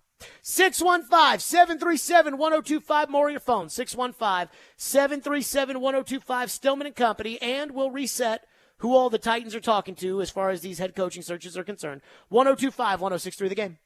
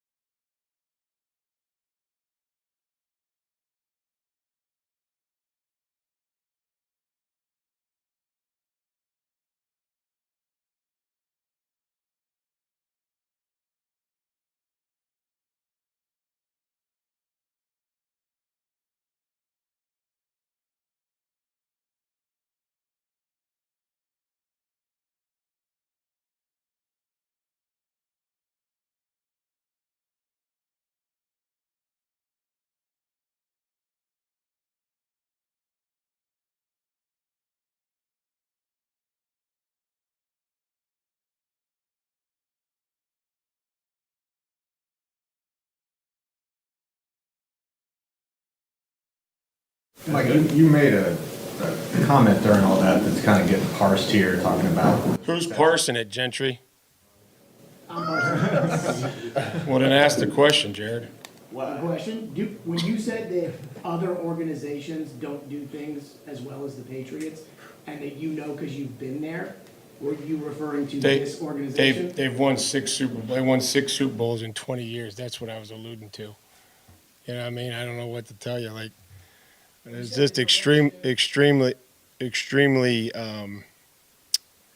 you know, a lot of success. And, you know, and I guess just probably having talked to, you know, Bill and, Mr. Kraft and the coaches I know they're on staff. I guess that was just my way of, bringing them good luck on Sunday. No, I mean, just the amount of success that they had there, that was the whole message was just for myself and the former players and everything, just to not take things for granted. Just the because I got traded myself and then went to a team that went 6-10, and it was like, where you're just trying to find ways to win, other than knowing that you're going to win when you show up. It was my whole intent of saying that they've had it pretty good there for 20 years, 6 Super Bowls and however many else they went to. That was it, Jared. So appreciate you. You'll never think like me, Jared. We're nothing alike. So I'm not. I'm the dumbest person in here. I promise you. I guarantee you I'm the dumbest person in here. But we will never think alike in anything that we do. So if you ever want to think how I'm thinking, just think the opposite. think like a dude, think like an athlete, think like a grown man, and then you'll think how I'm thinking. On a lighter note, that wasn't light enough for you? Boy, I tell you, I'm going to miss Mike Vrabel. And my gut tells me he won't miss me. But apparently those New England comments, I wasn't the only one that was like, what? As Ian Rappaport reported today, apparently that pissed ownership off pretty bad. Larry is up next here on the program. Thank you for waiting. What's up, Larry? Yeah, short-time listener, first-time caller. Really enjoyed your coverage over Vrabel the last couple of weeks. Thanks. But here's the deal.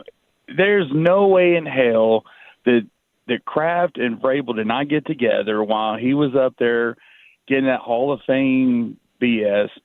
They had a conversation. There's no way they didn't. They can say they didn't. But the seed was set that weekend for Vrabel becoming the next coach of the New England Patriots. And it's going to happen. It may not happen this week. It's probably going to happen next week. But for sure, it's probably going to happen. So I don't think it's as just, brazen as what you're saying, that it's like Kraft and Vrabel sat there and said, thank you for your call, and said, hey, we want you to be the next coach after Bill. You know that they didn't do that, because that is tampering with a capital T, and Robert Kraft has gotten in way too much trouble over that kind of stuff that's cost him draft picks. And every time Robert Kraft gets in trouble, after Spygate, every time he's gotten in trouble, every single one of those powerful owners calls up Roger Goodell and says, hammer him. Arthur Blank, line 1, hammer his ass. Jerry Jones, line 2, I want you to strip them of 10 first-round picks, and I'll send over my party bus with all the girls on it if you do. Every single time that they get in trouble, they want freaking blood. And so Kraft's got to be really careful about that. And so that I would be careful as far as, just assuming that that's what went down. I do not think that it is an accident that his disposition towards here changed after that. And, again, and maybe it was just the festivities, and I'm not begrudging Mike Vrabel for going up there and having a really good time and enjoying the fact that he is a Patriots Hall of Fame player, which he is. But to go up there and then, because Vrabel can't not do this, we talked about it with I love working with Ran and Chad and A-Rob. Every time he's asked about it, I always, that Vrabelese, that passive-aggressive kind of swipe. Like, that's what that was at that podium in front of all those fans. And it's like Fitz told us after he did it. Fitz is like, what did Vrabel think was going to happen when he said that? But I don't think there was the true outright tampering. And the reason I say that is because the Ben Volen story in the Boston Globe that said that Mike Vrabel would be Robert Kraft's home run hire, which Joe, capital J journalist, Joe Rexroad said he felt like was coming from Robert Kraft, was probably like a super PAC sending a message to a candidate. Hey, Mike, if things don't work out in Tennessee, we'd love to have you. That kind of thing. that was in there. I also don't think it's an accident that Vrabel went up there and bitched about Rand Carthon the whole time he was there, because almost every piece that was anti-Rand Carthon was coming from people in New England. And some of it, which was, it felt like a little over the top, the Greg Bedard story. There are a lot of people around here that are like, actually, there may be something, there is here, there is whatever it may be. By the way, there is one little thing that I have been thinking about a lot the last 2 days that I'm not sure you guys care about, but I care about it. There's one incredibly peculiar angle of the Titans-Vrabel saga that I am just scratching my head about that I can't figure out. Ian, you want to know what it is? Sure. Who's talking to Adam Schefter? About what? Well, Adam Schefter was the first one on Saturday to have the story that things weren't peachy between the Titans and Vrabel. We were kind of snooping around and reading here and reading there, and it really was a lot of conjecture and rumors at that point. And then when Adam Schefter put something out like that, it is Adam Schefter. Not that I think that Adam Schefter has impeccable standards, but that Adam Schefter, to put it out prominently on ESPN and say it with the conviction that he said it about, it is unsettled. League sources, ESPN.com. I'm like, who's talking to Schefter? The Titans, I don't think, talk to Schefter. I can't. When's the last time Schefter, outside of this, broke some big news about the Titans? And I've heard that Vrabel doesn't like Schefter, which doesn't surprise me. And then, who broke the story that Vrabel got fired? It was Schefter. Now, I will say this. I knew about 5 minutes before Schefter's tweet because I texted Caroline and Derek, and I was like, hey, FYI, this about to go down. But I'm wondering who's talking to Adam Schefter. The Titans don't talk to Schefter. The Titans talk to the league network. Rappaport has a lot of their stuff. Rossini also talks to ownership. Well, she's not Schefter. I don't think Vrabel likes Schefter. I don't know of anything between Rand and Schefter. So how does Schefter get involved in this? And again, I know most of you don't care, but I do think it's fascinating is somebody now talking to Adam Schefter? Where did that come from? I don't know. Texter into the text line says that this comes from a texter that said, Jared, I have an issue when it comes to I want to do this one instead of the left tackles in the draft text. The other nugget, I forgot to get to this. The other nugget, Ian, can you pull up that Rappaport report again?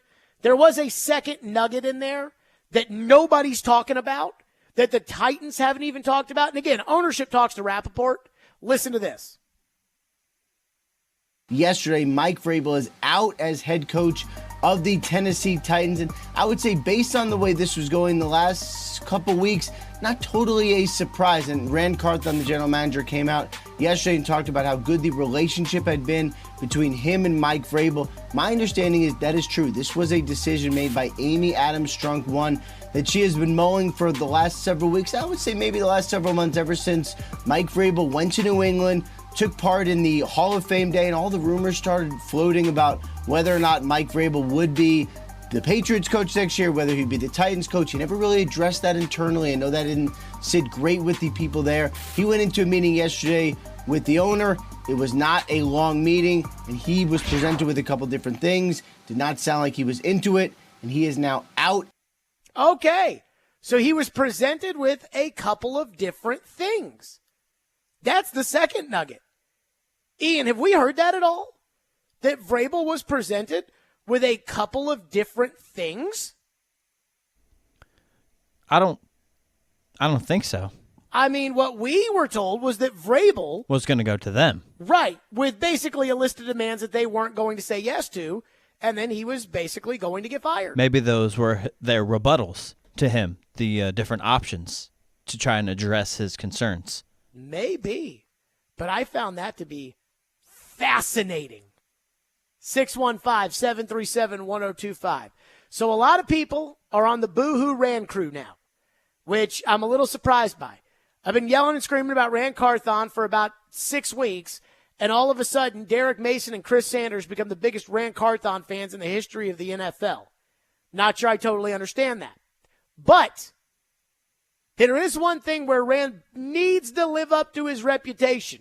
And we'll get to that coming up next. Stillman and Company, 615-737-1025. If you want to weigh in, 615-737-1025. Stillman and Company, 1025-1063 The Game.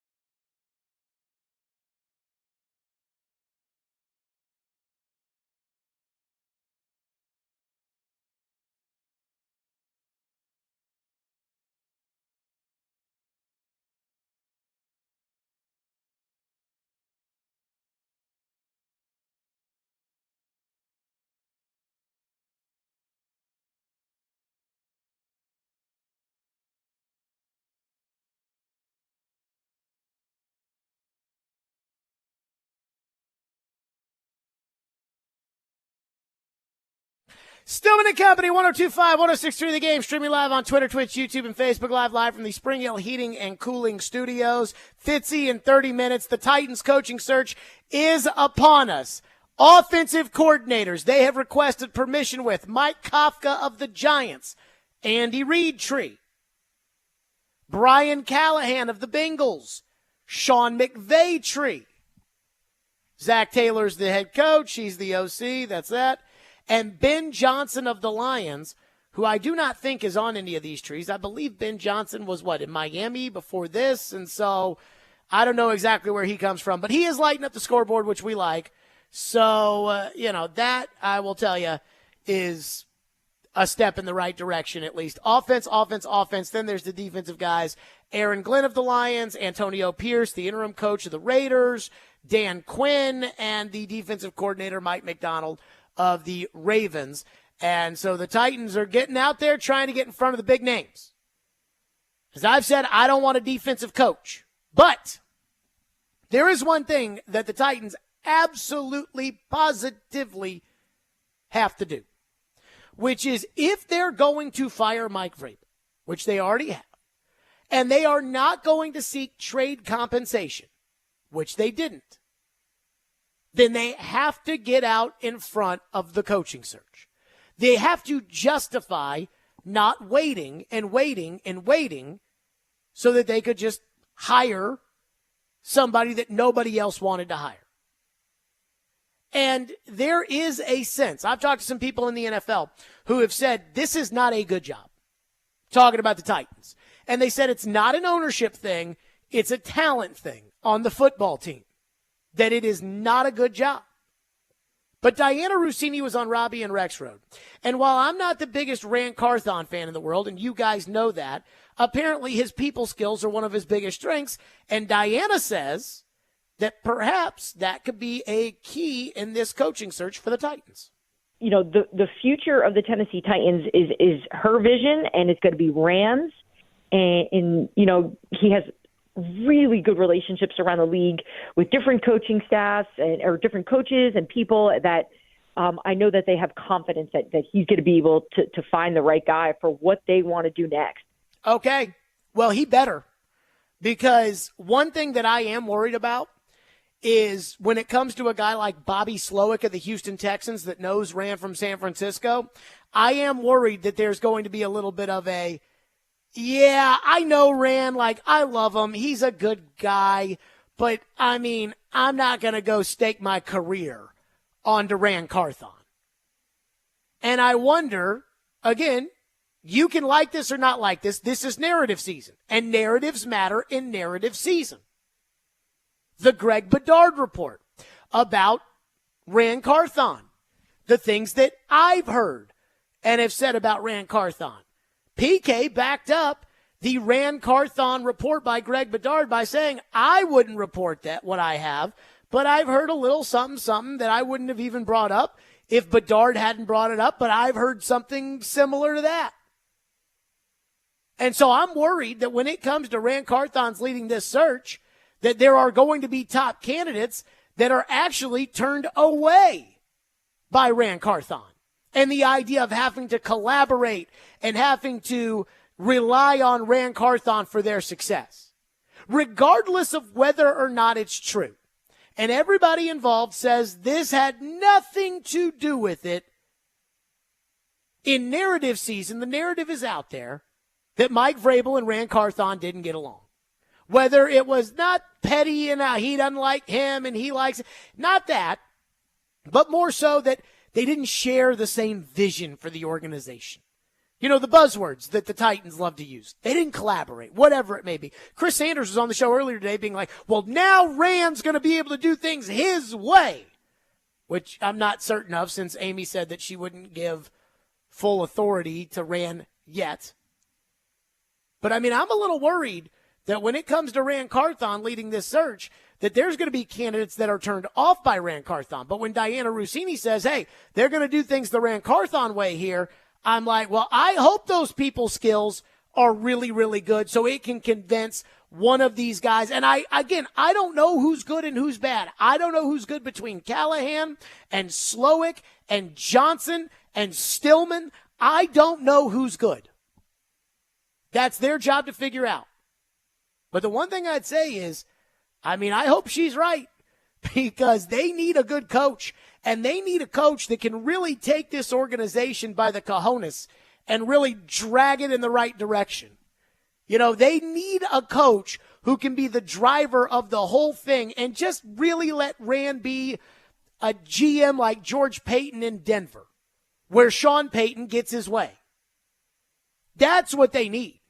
Like John Lynch in San Francisco, where Kyle Shanahan runs the team. That's what they've got to get. And yesterday, and I have no idea what the 49er brotherhood relationships are like between Carthon and Shanahan and Peters and John Lynch and Bobby Slowick and D'Amico Ryans and the general manager in Minnesota. I don't know what those relationships are like, whatever it may be. But D'Amico Ryans was asked about Bobby Slowick and about how Bobby Slowick is getting head coaching attention, and if he had any advice as a first-year head coach, a very successful first-year head coach, if he had any advice for Bobby Slowick, and here's what D'Amico Ryans said. My advice to Bobby is just be selective. Right, you only get one opportunity to do it. You want to make sure you're selective, and you're going to, if you get the opportunity, go to a place that you feel like you can be effective. Wow. Be somewhere that you can be effective. Okay, we have major breaking news. And this does look to be legit. This does look to be the real Chris Lowe. According to Chris Lowe of ESPN, 24 seconds ago, Nick Saban has informed his Alabama Crimson Tide team he is retiring. Wow. I never thought we would see the day that Nick Saban would retire from football. That is insane. Nick Saban, again, this is according to Chris Lowe, Nick Saban is retiring. Wow. From coaching. And again, this is the real Chris Lowe. And this isn't, one of these fakakta Twitter, whatever it may be. This is legit. Nick Saban retiring. It doesn't even seem right. Let me say this about Nick Saban, because I don't think there's any way to argue that his coaching tenure is one of the greatest tenures in the history of college football, if not the greatest tenure in the history of college football, period, which I think it is. I wasn't alive for Bear Bryant, but I never thought Nick Saban would retire. I really thought that Nick Saban looked at his age and thought, I have to keep doing this every single day. Because there are some people, when they get older in age, that look at this, and I it's not like I talked to Saban about this, but they look at the age and they look at their life and they look and they say, if I stop this giant hamster wheel that I'm on, if I stop, that might be it for me. And they worry about that.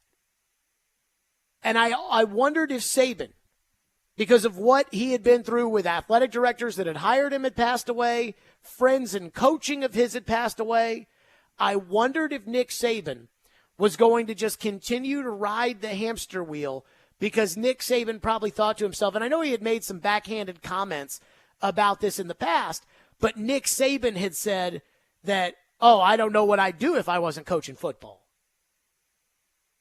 And so why now for Saban? And part of me wonders if it's just the way the game is going.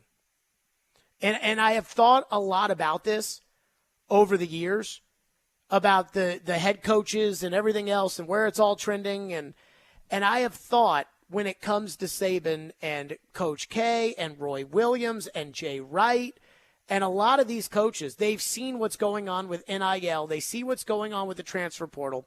It's become the wild, wild west in college football, college basketball. And instead of, well, now I got to change how I do things. It's like, you know what? Let me just get on with it instead of changing how I do things, and let's let the young guys deal with that. Did they get all that money from Chick-fil-A so we can get that running back? You know, that kind of thing. Maybe that's what it is.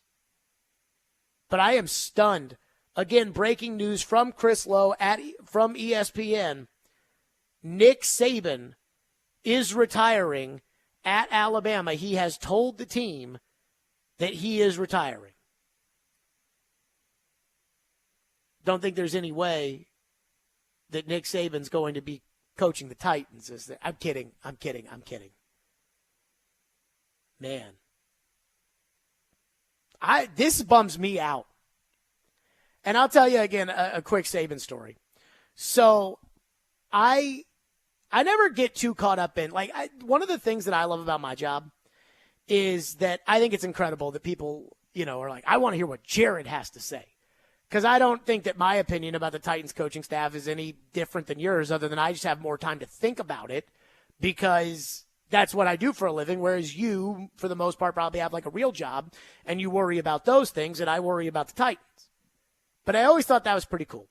But I never kind of have lost the fact that at heart I'm, still the same old 13-year-old fat kid that I always was that loved sports and lived and died by it and so on and so forth. I feel like the 15-year-old leaving the Titan Stadium talking to my dad about, this guy sucks, that guy sucks, and not feeling like I had an outlet to be able to say that. But years ago, we went to SEC Media Days, and Floyd and Nick were very, very close. And Floyd said to me, hey, I'm going to call Nick, and we'll see if we can get a sit down with him or whatever it may be. And so he calls Saban. Saban says, call this guy. Floyd calls that guy. That guy says, hey, instead of Saban coming to you on Radio Row with all the stuff and everything else, Saban's going to have you guys come into the VIP suite and you guys just sit there and talk to him. So we were told to go to this specific room at this hotel at the Winfrey in Birmingham. We were told to go to this suite at this time. So we go in there, and it's just Minkah Fitzpatrick sitting there on the couch like eating a bag of Cheetos, and we're told to wait for Nick. And all of a sudden, Nick comes in with like 2 state troopers and another guy in a suit. And he comes in and he's like, Floyd. And Floyd's like, Nick. And they get up and give each other an old man hug. And we sat down and just shot the breeze for 20 minutes before we did an interview with Nick Saban. And of all the people that I've met or whatever, or what, there's very few people that I'm like, oh my God, oh my God. Like Michael Jordan would be that kind of person for me. And Saban is that kind of guy. And so Saban had just opened the dealership, the Mercedes-Benz in Music City, had just opened that. He was talking to Floyd about Nashville, and he was asking about different parts of town. And Floyd said, he would actually know better than I would because he's from Nashville. And so I was talking about different parts of downtown and like Midtown and how they've done things. And Saban was looking right at me, like his eyes, like he truly was interested in what I was saying. And internally, I was like, oh my God, I'm talking to Nick Saban and he cares about what I have to say.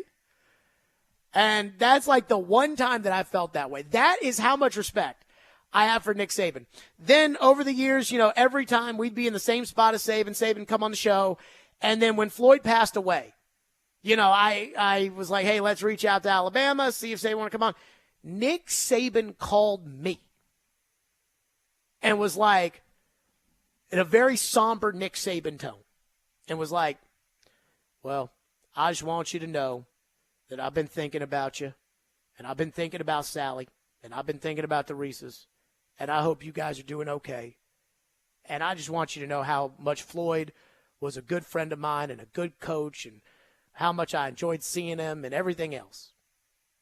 I thought it was really cool that the greatest coach of all time is sitting there, and he came on our show that day that when we honored Floyd, and I'm really bummed out. I freaking love Nick Saban. I love watching Nick Saban's teams. I love the standard with which Nick Saban has set at Alabama. And so, again, the breaking news, in a day of just wild and crazy breaking news, and the coaching searches and everything else, man, Nick Saban retiring. It's official, according to ESPN.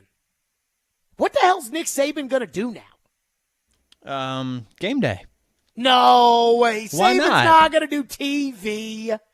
He does not like the media, does he? Well, it's not that he doesn't like the media. I just don't think he has the patience for it.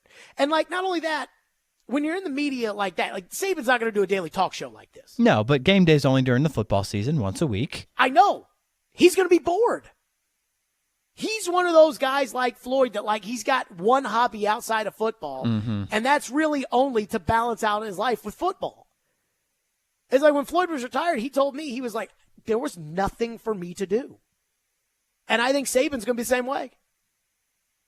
So there you go, Nick Saban retiring according to ESPN. Add that to the list. Holy smokes, am I sad about Nick Saban retiring. Texture says, if you don't start trolling Vol homers by suggesting Saban to the Titans right now, you are dead to me. I hear you. Man. This one hurts. Nick Saban retiring, Stillman and Company. We roll along with your phones, 102.5, 106.3 The Game.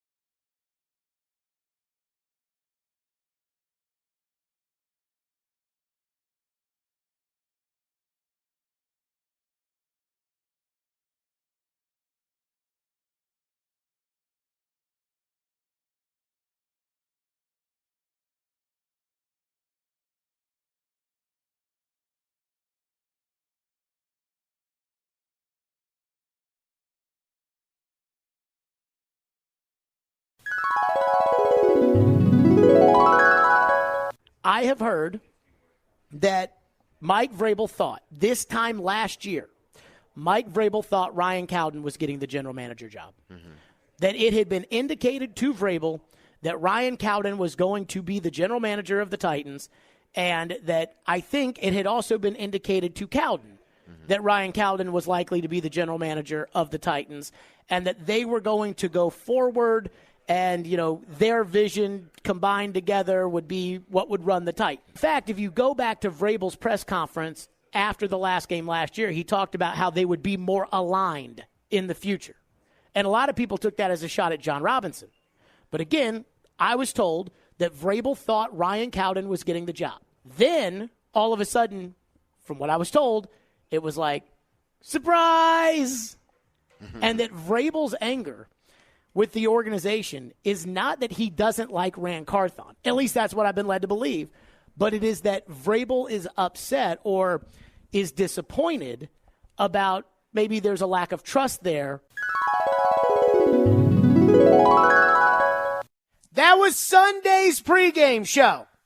Little nugget from Jared Stillman, Insider. I was pulling my Jay Glazer right there, Ian.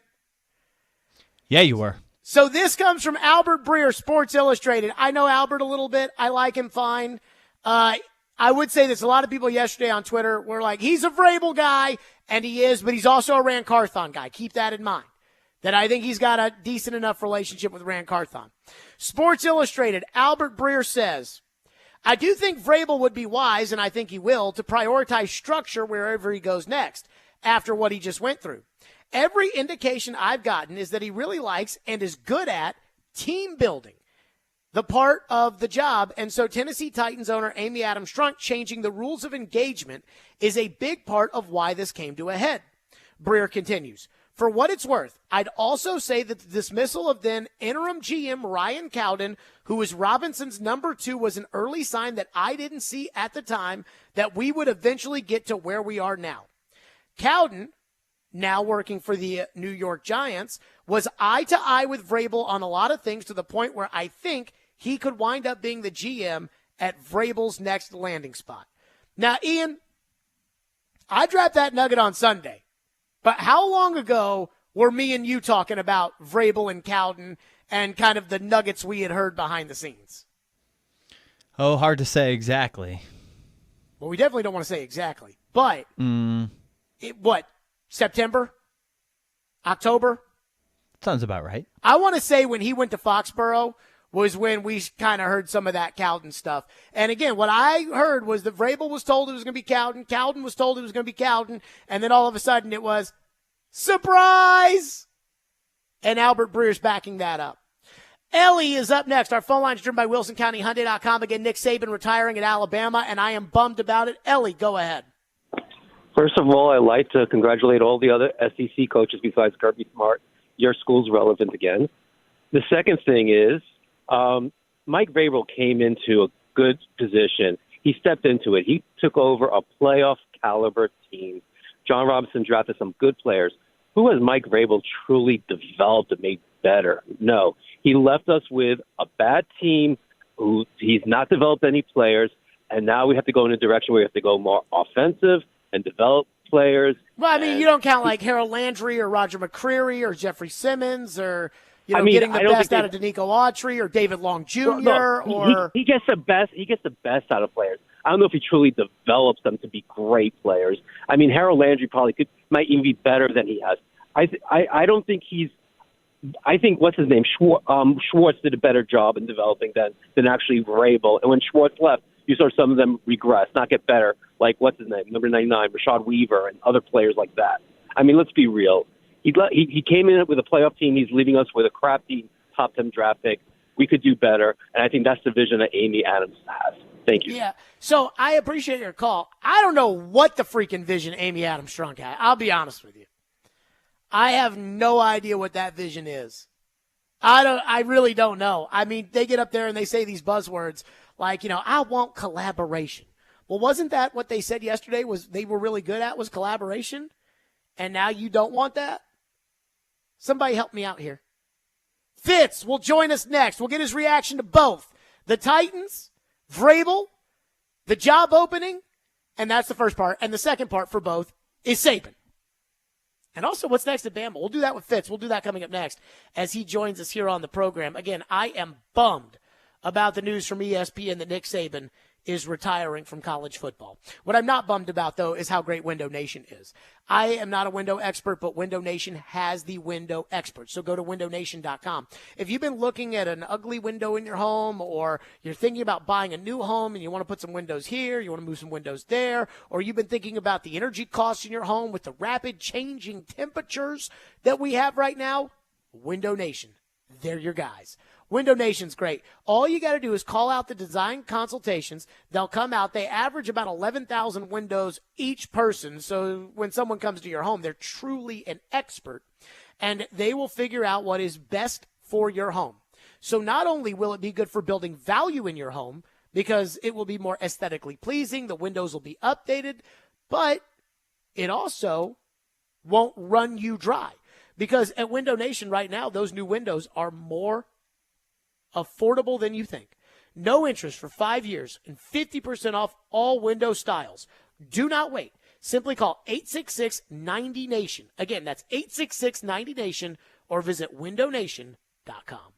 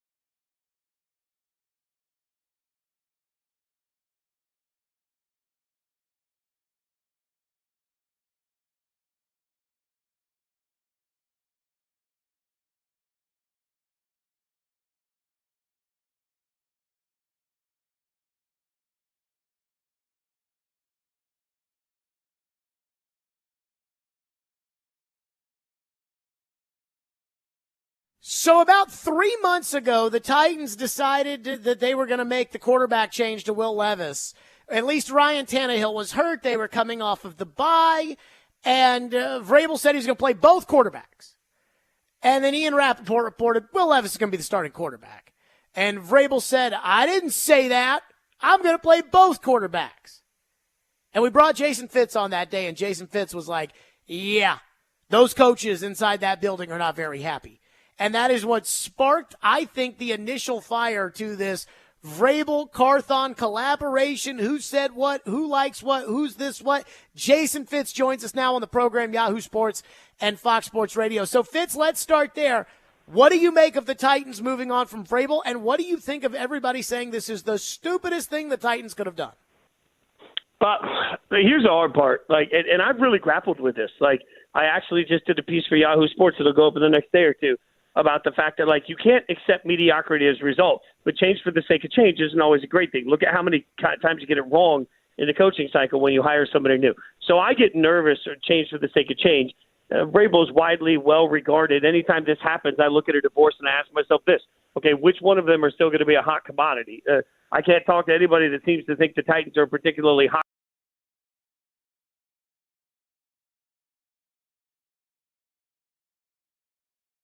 But look, something had to give at some point, and we talked about this last week. You can't put two people in a room and say, figure it out.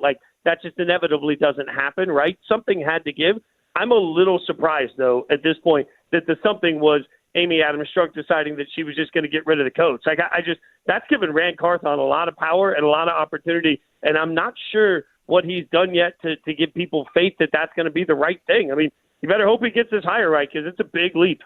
Fitz, Rand Carthon held a press conference yesterday. Don't know if you watched any of it. It was an all-time bad press conference where he could not even define the vision for the team, talked about the season, blamed injuries, the ball not bouncing their way, things of that magnitude. It was a massive letdown. I think the Boohoo Rand crew that always wears their Titans goggles, they don't have a problem with it. For me, I have an issue about how can I trust somebody to execute a vision if they won't articulate it. What do you make of kind of what you've heard about Rand Carthon and the ability for the Titans to find a good coach? Yeah, so here's the thing. I hated that press conference. Loudly hate that press conference. Hate everything about that. You've known me long enough to know I don't really care about press conferences. But here's the modern football fan is smarter than ever before. And that doesn't mean that the modern football fan knows better than Rand Carthon at all. That does mean that at some point Rand has to remember that the people watching that press conference are people that are diehards, right? The only people tuning in are the people that either live it, eat it, breathe it, cover it, right? That it is everything to them. Can't treat them like you're stupid. So you can't sit there and tell me there were no communication issues. Everything came up roses. It was fine. And then we also have a statement saying that we needed a better communication. You cannot have those two things at once. So I hated everything about the press conference. I think that this is such a wild unknown because essentially if you're saying you need better communication and Vrabel is not going to be part of that, then what you're saying is the communication is going to run through Rand. He's now going to have the opportunity to bring in a coach that will do what he wants, how he wants it, will do what Amy Adams wants, how she wants it, and that's fine. But if you're empowering that person, you have to be able to define what they're looking for and where it went wrong. If you can't define clearly your mistakes, then how are you supposed to improve upon them? And that's the one basic tenet that I took away from. If you're telling me it was just injuries, then don't fire your coach, right? If you're telling me that injuries were the only reason. So now that we've all believed that that's not it, then you got to be able to tell me what went wrong and what your vision is going to be as a leader of a team, especially if you're talking about the opportunity to interview, because every job right now, there's what, 2 or 3 huge candidates people are after. So you got to be able to tell that candidate exactly what you want. Otherwise, from day one when they walk in the building, you are doomed. I thought that press conference was incompetent. Is that too far? No, I think that's fair. I thought for a new GM, essentially, standing up in front of a fan base, and I watched a lot of these over the years, even as a Raiders fan, but you watch a lot of these when you cover it.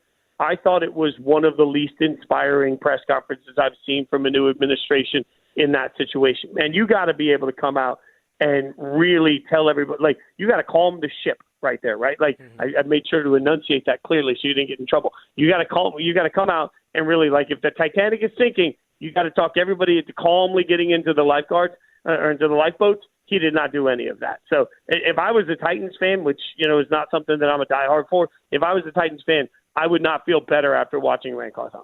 Jason Fitz is with us. So they're basically asking to interview everybody whose name is a name. They've asked for permission on Ben Johnson. They've asked for permission on Callahan in Cincinnati. They've asked for permission on Mike Kafka. They've asked for permission on all the defensive coaches, Aaron Glenn, Antonio Pierce, Dan Quinn. I mean, so help me God if they hire Dan Quinn.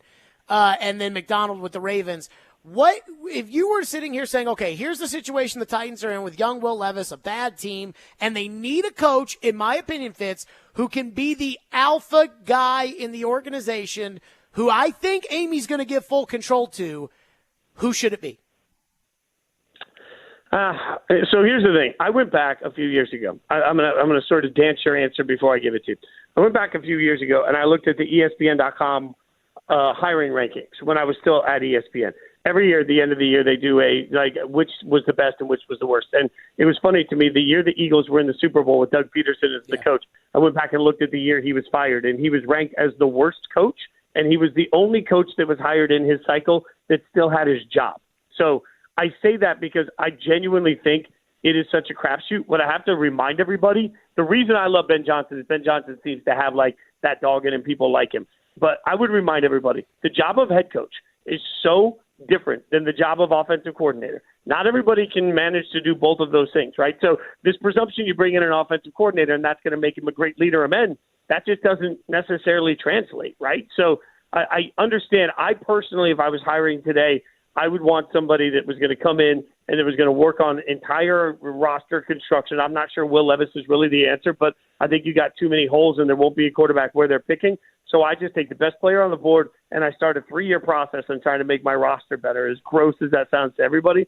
So I need somebody that's really definitive, and I like an offensive mind because you're able to keep them in the building longer, as opposed to a defensive coordinator. They'll be replacing their offensive guy every year. So I would love offense. Ben Johnson stands out as that guy for a lot of teams because he's creative with his offense and he's really good at his job. So that's a home run hire, I think.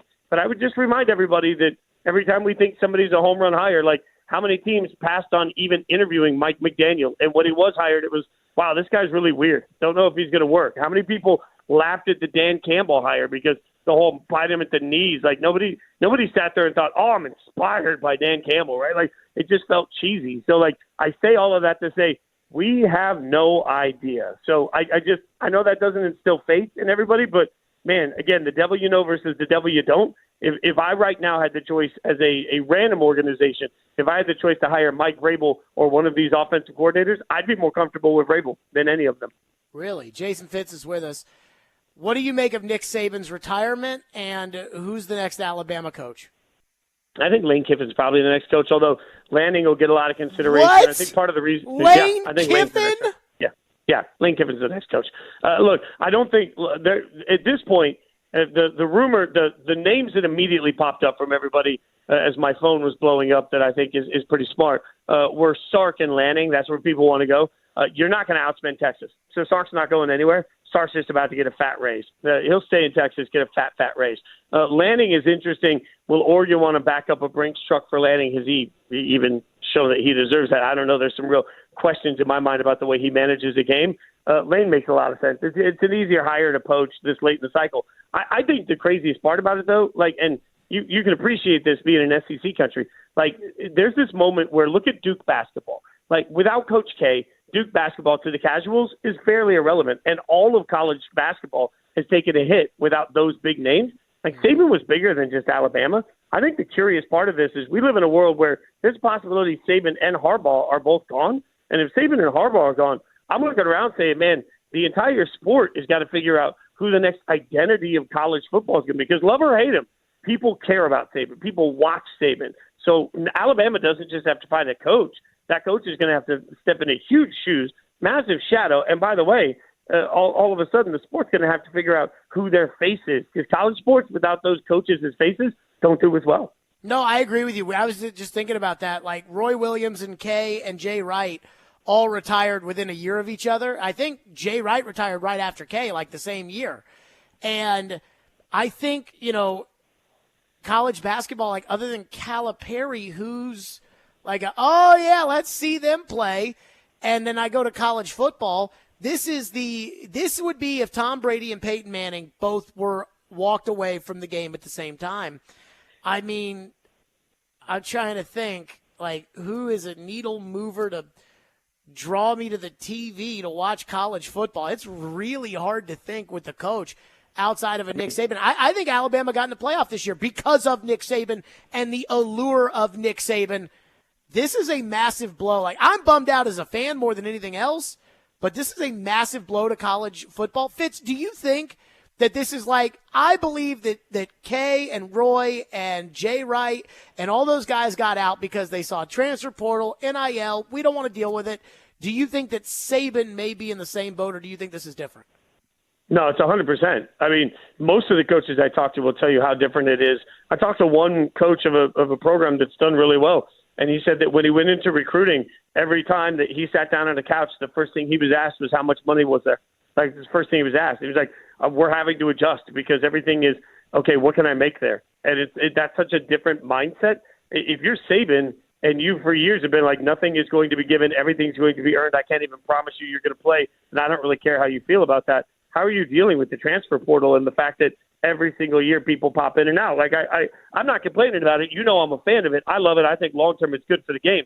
But it's bad for these coaches because if you don't want to adjust, at some point you look around, you're like, man, y'all are wearing me out on this stuff that doesn't really – like, I'm not passionate about it. I'm passionate about football and development, all of these things. And if you're going to take the development portion of it away from me, like, all right, I'll take my $100 million in the bank and go hang out with my grandkids. Like, that's real. Like, if we start to take some of those things away from these coaches, there are coaches that are just going to look around and say, yeah, I don't need this in my life. And I very much, from the 3 or 4 times in the last 2 years I've talked to Saban, you could see that there was a difference in his process in talking to kids. I genuinely believe that.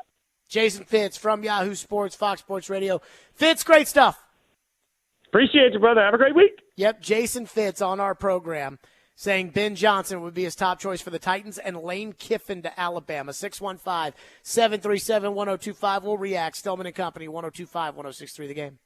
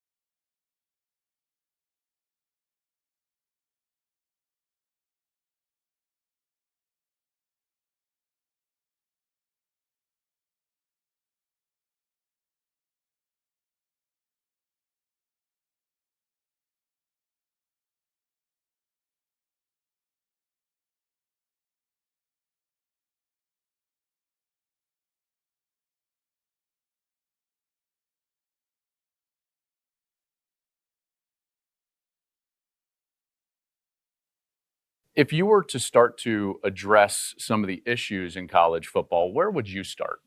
Well, I think you have to create a balance between how much do you take and how much do you give. Okay. You know, we're giving people scholarships, we're creating name, image, and likeness opportunities, but what is their commitment? I mean, there's no place in the world where you don't have a contract. If you're going to receive benefits, you have a contract and an obligation to do a certain job. So when you can opt out, transfer, do whatever you want, whenever you want, I'm not sure the balance is quite right. Mm-hmm. I know there's a lot of people out there that are much more qualified than me that are trying to figure out how do we fix this. But I think we do need to create some balance, because I think at the end of the day, when you create an atmosphere where somebody's tentatively committed to what they're trying to accomplish, you have to evaluate, is that really a good thing? Sure. Because we all need to be totally committed to whatever, you know, our goals and aspirations are, the sense of purpose that we have, if we're going to have a chance to be successful. Hey guys, Nick Saban, who is reportedly retiring, and I am bummed. So Fitz had his take that Lane Kiffin's going to get the job. Ian, I got my hot take. Okay. James Franklin. Oh, that is a hot take. Because I think there's going to be so many people that don't take that job. There's going to be so many people, right? So first of all, Harbaugh is the top coach right now in college football. He's going to the NFL. And I think they're going to hire Sharon Moore to be the head coach there. So I don't worry so much about that. Dan Lanning's going to turn him down. You could offer Dan Lanning $1 trillion and Oregon would pay more. And Dan Lanning knows it. Kirby's not going to take that job. He's a Georgia guy. Don't worry about that. I don't think there's any other SEC coach that really, you know, checks all the boxes, or that SEC school wouldn't match all the money for. Texas would match the money on Sarkisian. I think Heupel would be on the list, but I think that Tennessee would match the money there. The one guy I'd pick out is James Franklin, because James Franklin cannot get past Ohio State or Michigan, and he knows it. And so when Alabama tries for their 9th coach, you know, to come in there and try to save them, I think they're going to be like, well, James Franklin's had a good enough run at Penn State. Maybe with Alabama's resources, James Franklin can be the man. I wouldn't do it. That's my hot take. Billy is up next here on the program. Thank you for waiting. What's up, Billy? First of all, a prediction for 2024. I am predicting on the air that Jared Stillman will not be with 102.5 the game at the end of the year. Where will I be? Dude, your stuff is too good. You need to get in a big market and get paid. So you don't have to even react to that. That's just my compliment. Now, thank you. I'm going to tell you who's going to be the next Alabama football coach. And, Jared, I want you to take a breath before you react and let it sink in. You ready? I am not making any promises, let me tell you that, but go ahead. Coach Prime. No. Ian said that during the break. Coach 4 Prime. wins last year. Dude, if he has the Alabama talent, and just think of all the attention and the money that'll come into the school, hell, even if they just try it for a year or two and it doesn't work, do they really have that much to lose? I do not think that Deion Sanders is going to get the Alabama job off of 4 wins. Thank you, Billy, and thank you for your kind words. I do not think Deion Sanders, people have texted into the text line, Ian brought it up, Deion Sanders, like these jobs, you have to win at least a little bit. And I say this as somebody that just said James Franklin, and James Franklin has won by definition a little bit. But I think if I'm an Alabama fan, just knowing Alabama fans, I think right now they're sitting there saying, okay, who could we get at Alabama? Can't get Harbaugh. Lincoln Riley, put him on the list, but he's never coached in SEC country. Dan Lanning, but he hasn't won big at Oregon. Do you think Kirby would have interest in coming back? They're thinking like those kind of names. I wouldn't be surprised if Alabama fans think Sean McVay is going to leave the Rams to coach Alabama. They are not hiring Deion Sanders. That's why I'm going with James Franklin. That's my hot take there, is I think it's the perfect medium between, well, he's accomplished enough, and Franklin has SEC experience, which is required at Alabama. just like Lanning does from Georgia. So Franklin, and then, the guy has to want to leave his job. If they can give him the same amount of money at his job, 9 times out of 10, they're going to take it. But Franklin's the kind of guy who would leave for the same money at Alabama. Ed is up next on Mike Vrabel and Rand Carthon. Thank you for waiting. What's up, Ed? Hey, Jared, listen, look, I've thought about this Vrabel situation. Let me tell you the conclusion I've arrived at, and you tell me about this. Derek Jeter was the ultimate company guy. A-Rod, not so much. Rand Carthon is going to be, if he's not already, the ultimate company guy. Vrabel, and I'm not saying it's a bad thing, Vrabel was not a company guy. He came here. Malarkey gets fired by John Robinson. John Robinson hires his boy. And the whole time, they're going to impose on us this New England way of doing things. They're smarter than everybody else. They're both arrogant. They're pompous. And they're both gone. And I just think it came down to the fact that Vrabel, a great on-the-field coach, no doubt about it. But he's not a company guy. He's just not. Ed, I'm going to stop you here because I think you're making some good points, and I appreciate your call. There is nothing more company guy than Rand Carthon getting up there and saying, I have no power here, which is what he did yesterday. Like, that's what he did. I have no power. All the questions about why we fired the coach, you have to talk to Amy. Rand, did you and Mike collaborate? Yes, we did. It's like, oh, okay. Everything is peachy in Titanland after that press conference. That is a company guy thing. Antonio, quickly, get in there on the Bama coaching search. What's up, Antonio? Hey, boss man. I really think it's going to be Debo Swinney. I think he's going to be the next Alabama head coach. He's been a loser, though, since they've changed the rules. Yeah, but he got ties with Alabama, and I really think that's who they're going to go after. So a lot of people have texted that. Thank you, Antonio. I just think Dabo has been unwilling to embrace the transfer portal in NIL. And at Alabama, Michigan cares about a Michigan man, right? They don't care about that at Alabama. I mean, their last coach was from LSU. Like, they don't care. They just want to win. And I just don't think Dabo's been doing enough of it. All right. That's going to be on the Jared versus Joe docket, I would assume. And, of course, the Titans coaching situation, Vrabel, the candidates, that's probably going to be on Jared versus Joe, too. That's next. Stillman and Company, 102.5, 106.3 The Game.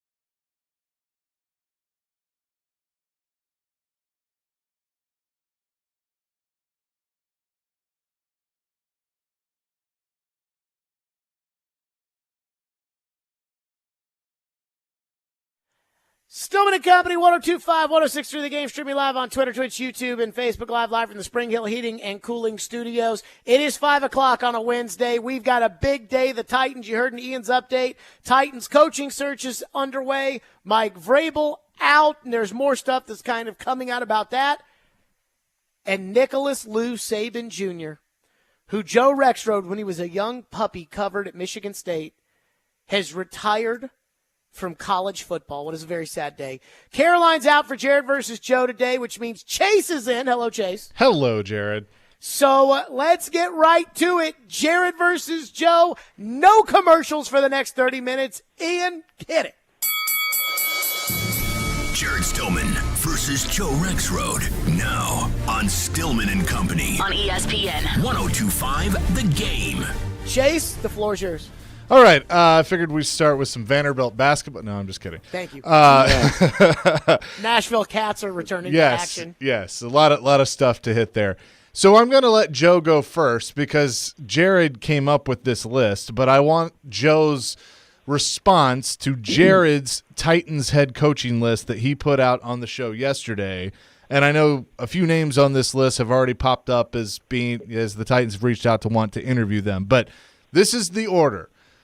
Texans offensive coordinator Bobby Slowick leads the way. Offensive coordinator for the Dolphins, Frank Smith. Offensive coordinator for the Bengals, Brian Callahan. The OC for the Ravens, Todd Monken. OC for the Lions, Ben Johnson. The quarterback coach for the Bengals, Dan Pitcher. And then the old reliable, the old safe one, Arthur Smith. So that he has put 7, and notice, Joe, none of them are defensive coaches. I'm going to add a defensive coach to the list, by the way. Okay. Nick Saban. I knew you were going to say No, that. I'm kidding. All right. Joe, what do you think of Jared's list? Do you think that the next Titans head coach could be on this list? Oh, sure. And, yeah, I mean, I like that list. I wouldn't order it the same way. Actually, Kahersi kind of taught me how to slow it this morning. What did he say? He's done some legwork and in Houston and San Fran. Idea. I'm trying to think if it was John McClain who said this. So many things are jumbled up in my brain right now. The idea of, Ben Johnson a year ago, for example, he could have gotten a head coach's job. He said, "Nah, I'm not quite ready for that." Came back for another year. He's a hotter commodity now. I do wonder if Slowick will kind of look at it the same way. I would put Ben. I mean, I think Ben Johnson's tremendous. I like Monken a lot too.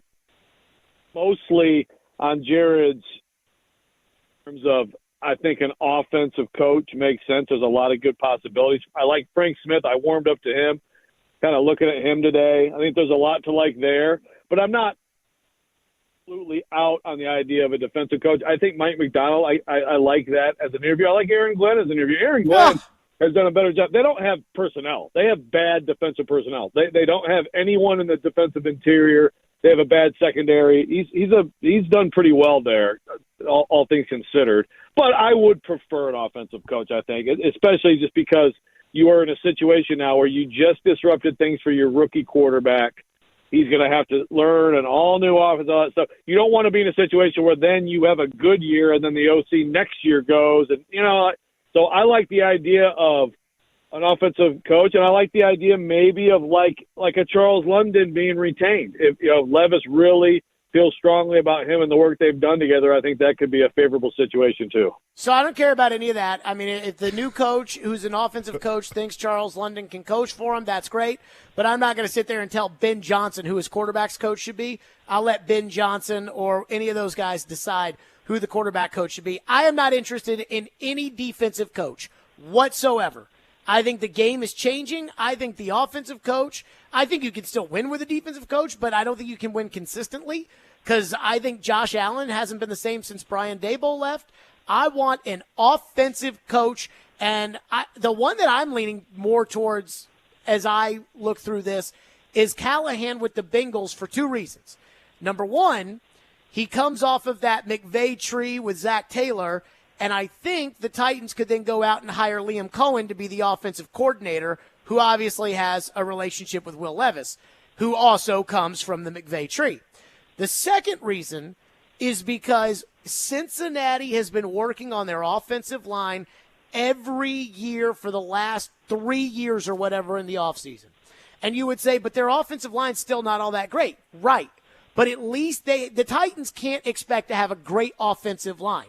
But what they're going to have to do is they're going to have to use free agency and the draft to build the offensive line up on the fly. And my guess is Brian Callahan has a lot of experience in that off-season preparation, looking at offensive linemen, because you know he's not wasting any time at receiver or quarterback right now. So I am really zeroing in on Brian Callahan. He's off the tree I like. And again, in Cincinnati, they've really been focused on their offensive line, which is exactly what's going to have to happen here. But the other thing I will say, I want a guy who can be the number one in the organization, because I think Amy's going to give the coach full control. And I do not trust Rand, especially after that press conference.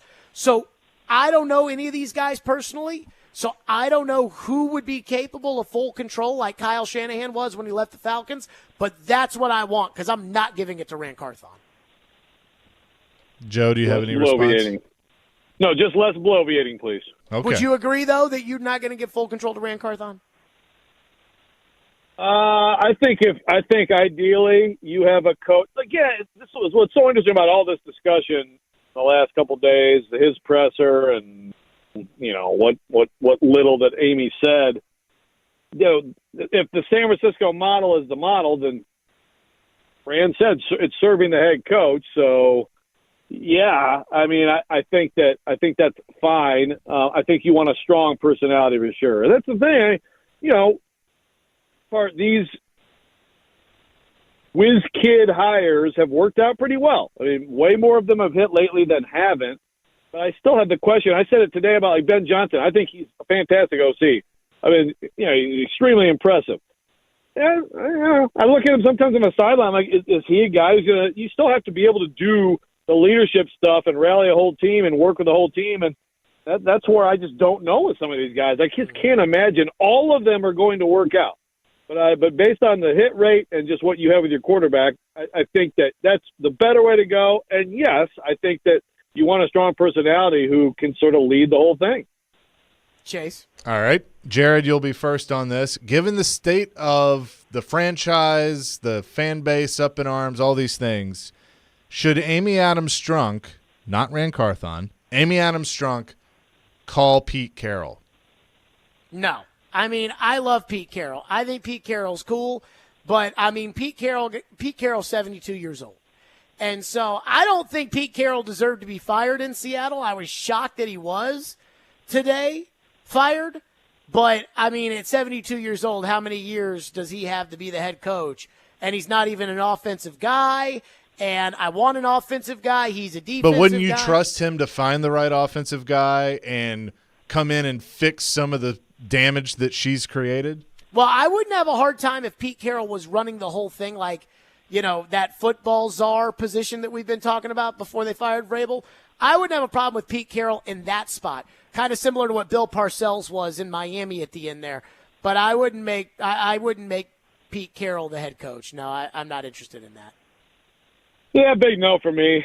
He great coach, great career, but I think you want someone whose best stuff is ahead of them, and I don't think that's Pete Carroll. Okay, interesting. All right, Joe, this goes to you. Do you believe with this move and the potential, I heard you guys talking about it this morning, that Will Levis could be in basically his fourth offense going back to Kentucky, that Amy Adams-Strunk has ruined Will Levis before his career can really even begin?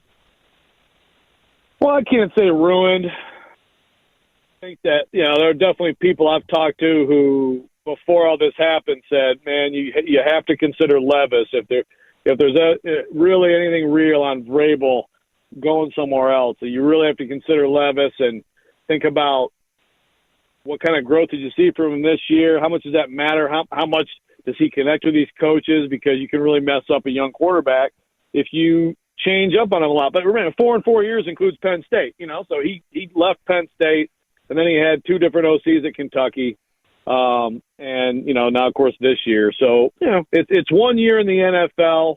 If it's gonna happen, obviously you'd rather have it happen after 1, not 2 or not 3. So ruined, no, but I do think that it's not great. I think the one thing is, and this is maybe where, I mean, I like the idea Jared had about Liam Cohen. That's where if you go back to the, to the Shanahan, to the new West Coast offense, obviously basically he was in two different versions of that in his 2 years at Kentucky. And obviously it didn't work well at all with the second OC, but that offense, and whether it's Cohen or not, that kind of switch, so a coach rooted in that would kind of be like him going back to what he knows already. So here's where I'm worried about Amy Adams-Strunk ruining Will Levis. I'm worried that Amy Adams-Strunk's going to ruin Will Levis because I think Rand Carthon's going to lead them. I don't think Rand's going to lead them to a bad candidate, but he might. And I don't know, again, what Amy's going to do when it comes to deciding who has final say in the organization. I think she's leaning towards giving the coach final say, which is why she didn't say yesterday that Rand will have final say. But until they do that, there's a chance Rand will have final say. And I got to tell you guys, that press conference yesterday I thought was truly incompetent. And I asked Fitz on the show earlier today, I'm like, am I over the top with that? Fitz said no. I said to Robbie yesterday at the Preds game, I'm like, Robbie, I know I have a little bit of an anti-Rand Carthon bias, I think, for, whatever reason early on, whatever. I'm like, I'm trying to be very sure that, that press conference was truly as bad as I thought it was. And he was like, it was. And I heard the midday show today, the freaking lollipops and rainbows in Caroline, and I heard them talking about how it was like, oh, it was just a press conference. I don't care about just winning the press conference. And I'm like, let me say this. If you can't articulate anything as far as a winning football team is concerned, what the vision is, looking back on what happened last year, why the season was what it was, why you fired the coach, if you can't do any of that, then how can I expect you to execute it? So when it comes to Rand Carthon, I am hoping that he leads them to somebody that can then take over the organization and essentially minimize him, because I got no faith in that guy. And when it comes to a rookie quarterback, look at San Francisco. We want to be the San Francisco model. Brandon Ayuk, Deebo Samuel, George Kittle, Trent Williams, Christian McCaffrey. I mean, they have put that young quarterback in the best position to succeed. And, I mean, if Rand's going to draft guards in the first round, I just don't see the ability for that to happen.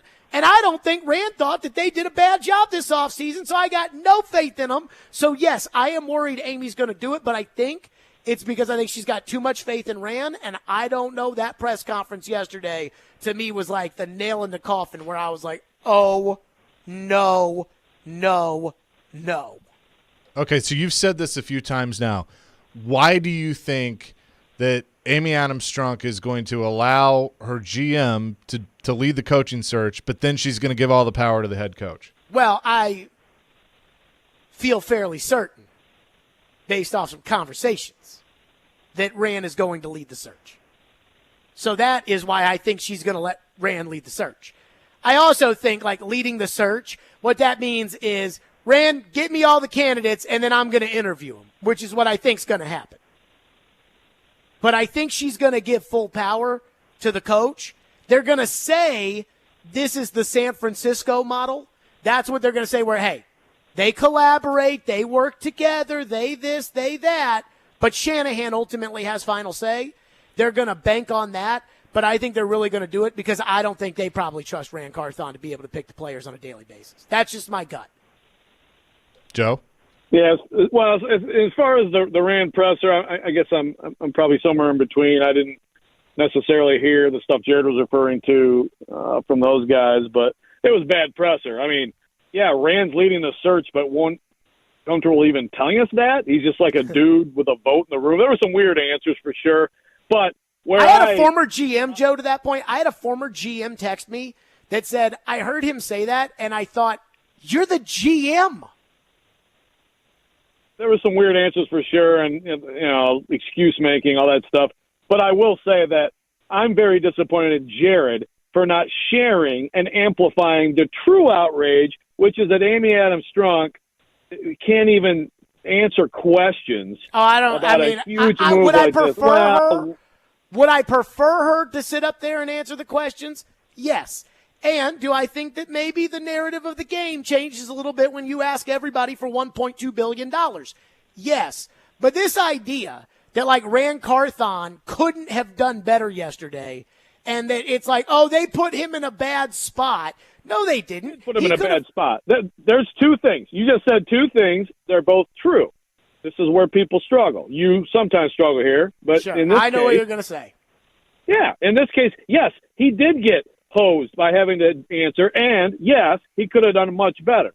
But I don't care to hear from you, Jared, that, well, yeah, you can't make an owner. I understand you can't make an owner, but it's okay for you to get pissed about it because you should be. And by the way, I'm going through everybody in the Athletic who covers all the NFL teams, and I'm getting a list of all the owners who answer questions and take part in press conferences. Way more do than don't. And it's absolutely ridiculous, especially in light of $1.26 billion. Huge moves like this, and she can't even sit there and take questions about it. And she's asking people to pay all this money for these PSL. I mean, it's outrageous, and I'm disappointed in you, Jared, for not being more outraged by it. I think I'm just numb to it. The owners here in town don't talk. Now, let me say this, thing though. Is different. That's an ownership group. That's not the same. I'll say this. I mean, I know Bert Nihill is basically the non-football guy. He's done the stadium stuff and, all of that. But if Amy doesn't want to talk, and it's clear she doesn't, it is straight up Al Jazeera, with her and Mike Keith sitting down there or what is the North Korea, RT, the Russian television. State-run television. Yeah, I mean, that's what it is. And that's embarrassing. I'm just going to tell you. In no disrespect to Mike and no disrespect to Amy, but that's embarrassing. But what I will say is if you are dead set on not talking, then you have to empower the CEO of the franchise to essentially carry your water and do it for you. And what I mean by that is that John Robinson gets fired, Bert Nihill gets up there, and he answers the questions like he was the guy who fired him. And I understand that, again, you want to hear from the owner, and you should be entitled to hear from the owner and things like that, but at least empower somebody who is above these people on the food chain and not Rand Carthon when it's like, Rand, why did they fire Mike? I don't know. Yeah, he was perfect with me. I loved every second of it. We washed each other's cars. I mean, it was great. I don't, but it was all. That is bad. And I felt like Rand missed an opportunity there to kind of box out a little bit as far as authority is concerned, to sit there and say, hey, we were all in agreement that this was the move that had to be made. Mike was a good coach, and I really appreciated working with him. And then kind of lay out the reasons why they fired him, which I'm sure he was part of the meetings when they discussed this stuff. But he didn't take that opportunity. I agree with you. Amy probably should talk. But if you're not going to have Amy talk, you have to empower somebody above all the football people that represents this, like Mark Murphy of the Packers, where they don't have an owner. You got to do that. And I don't think the Titans will ever do that either. So what does she need to say when, she's, as she said on the state-run television, hey, when I've decided who's going to have the power, I'm going to tell you, and, some of these questions that I'm not answering now, I will tell you at a later date. Carthon did the same thing with the vision of the team because it's pretty clear they don't know what that vision is. Boy, that was a freaking barnyard musical. That was, what do you mean you don't know the vision of the team? So what do you need to hear from those two, I guess, that's going to make you feel better? Or is there anything they can say at this point that's going to make you feel better about the direction of the team? I mean, I really thought that, and I actually talked to Robbie about this yesterday. I think the Titans' the best thing the Titans could have done, and they'll never do this, but what they could have done is they could have called a press conference with Rand and Amy, and they could have gotten there and said, hey, we messed up. We thought this shotgun marriage, this collaboration, Mike was a great coach. He was a good guy. He didn't oppose the collaboration. It wasn't a power struggle, but ultimately they have different visions. And as much as we thought that we could take the good from both of them and put them together, it was we messed up. we put ourselves into a position that was unfair to Mike, and so we made the change so that our vision of constant collaboration, where the coach and the GM see eye to eye, where, again, there will be disagreements, but their vision is the same going forward, where, again, they like the same kind of players, they play the same kind of offense, they like the same kind of assistant coaches, where we feel like that can work. We messed up, we're sorry about it, and we are going to get this straight. That, I think, would have been the best thing they could have done, and they would never do that. Hell, Rand was talking about it like, man, the ball didn't bounce our way this year, and it's like, oh, my God. Yeah, I mean, that's basically more accountability, more specifics, and, again, Amy being part of it. I mean, but is there anything that's going to make you feel great at this point? No, and frankly, as much as we are parsing this press conference, and I mean, I certainly didn't think it was very good, and I didn't like how they did it. I mean, I thought Rand's intro presser was awesome. So what? I mean, when it comes down to it, make a good hire. You know, it's like I think that this kind of press conference is a lot different than an intro press conference. You've never lost a game when you do an intro press conference.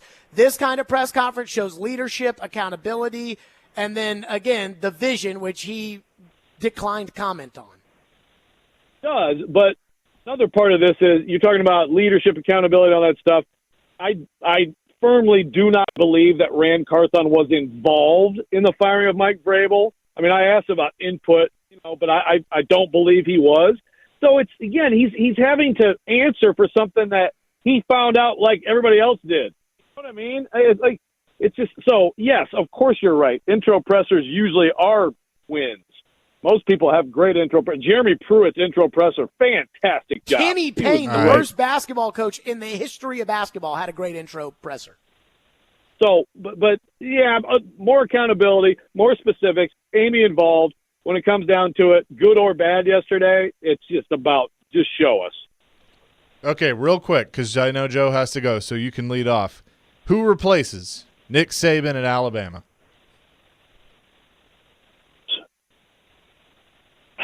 I'll throw out Steve Sarkisian because he beat them this year. I know they didn't play well in the playoff game. He is a brilliant offensive mind, has history there. Obviously he has, bumps in his history, but he's overcome that. I think he proved a lot, the last couple of years, particularly this year at Texas. So just forced to guess, I will go with him. I did hear Fitz talking Lane earlier. I don't think that's going to happen at all. I mean, I'd be absolutely here for it if it did, but I'll go Sark. So I'm going with James Franklin only because I think Alabama rather have Sark than James Franklin, but I think every dollar that Alabama offers Sark, Texas will offer him. And so it has to be a guy who either is coaching at a school that can't match dollars with Alabama, and Oregon can for Danny Lanning. And I don't know, would Alabama, is Lane a better choice than Franklin? And while I'm not a Franklin fan, I think James Franklin is the one guy who's coaching at a big program that's had a modicum of success, that's got a little bit of SEC in him, who I think would leave for the exact same amount of money to go to Alabama to ditch Penn State. So I'm going to go with James Franklin, even though this may be the most vulnerable both Ohio State and Michigan have been at the same time because Harbaugh's leaving. The most vulnerable that they've been since he's been in the Big Ten, I'm going to go James Franklin. The ego's too much for Franklin to turn it down, and he's probably the best coach who wouldn't get offered the same amount of money at their current spot to stay. Jared, he'd hitchhike there for a pay cut if he could. Oh, I know. So then the question is, are they just going to, deal with Franklin's bullcrap and his never winning big games, or can he win big games? I'll tell you right now, you heard it here first. James Franklin will be the next Alabama coach. The only way I see a no to that is if Nick Saban vetoes it. You did not hear that here first, because that has been discussed on the Chase and Big Joe show months ago. Aha! That James Franklin would go to Alabama. Okay, well, we heard it here. Thanks for listening. I appreciate it. Who wins, Chase? Well, because it's so tight today, I'm going to lean you. Yes. Reluctantly. You know Steve Sarkisian is going to get an extension at Texas. No, I'm just most of the. I agree with Jared on pretty much all the Titan stuff. So that's what What did I say that you disagree with? I knew you were going to do that. I knew you were going to fight this. Hey, don't you have to go? Thought you had to go. Go ahead, I'm listening. I don't know. I just like Jared's argument better. Sorry.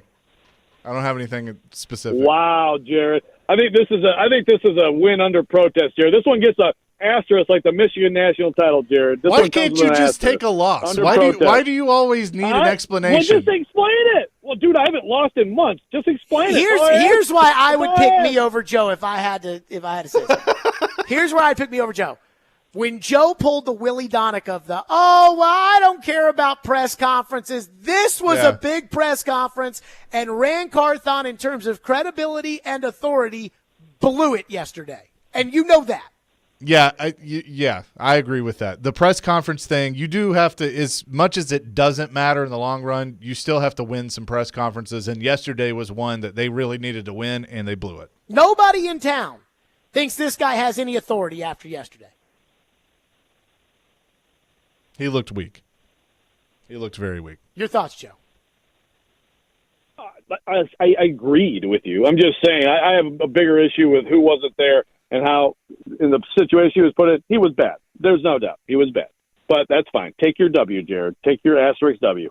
Thank you so much. Chase McCabe filling in for Caroline. And honestly, did I get my ding, ding, ding, Ian? Yes, you did. Okay, good. Chase McCabe filling in for Caroline. Chase, thank you. And quite frankly, I liked his judging today. I thought that was I thought you might. Very good job. You're welcome, Jared. So, again, Nick Saban out at Alabama retiring. Mike Vrabel out with the Titans firing. And so we've got thoughts, 615-737-1025. There is one element that I cannot, about this Titans Vrabel, the whole last 6 weeks, that I cannot stop cackling about. I mean, this is one of the funniest things that I have noticed from this entire thing. We'll get to this coming up next. And it really, really made me laugh this morning listening to Robbie and Joe talk to Diana. We'll get to that next. Stillman and Company, 102.5, 106.3 The Game. And let me tell all the fine folks that Stillman and Company, this wonderful fine program that everybody enjoys so much, this Stillman and Company program is presented by Jarrett Company's Fire Commercial Plumbing and HVAC divisions, above and beyond industry standards. Called 615-515-1270 or visit JarrettCompaniesInc.com. And we'll be giving away some Third Eye Blind tickets later today. Be listening for that. Stillman and Company, 102.5, 106.3 The Game.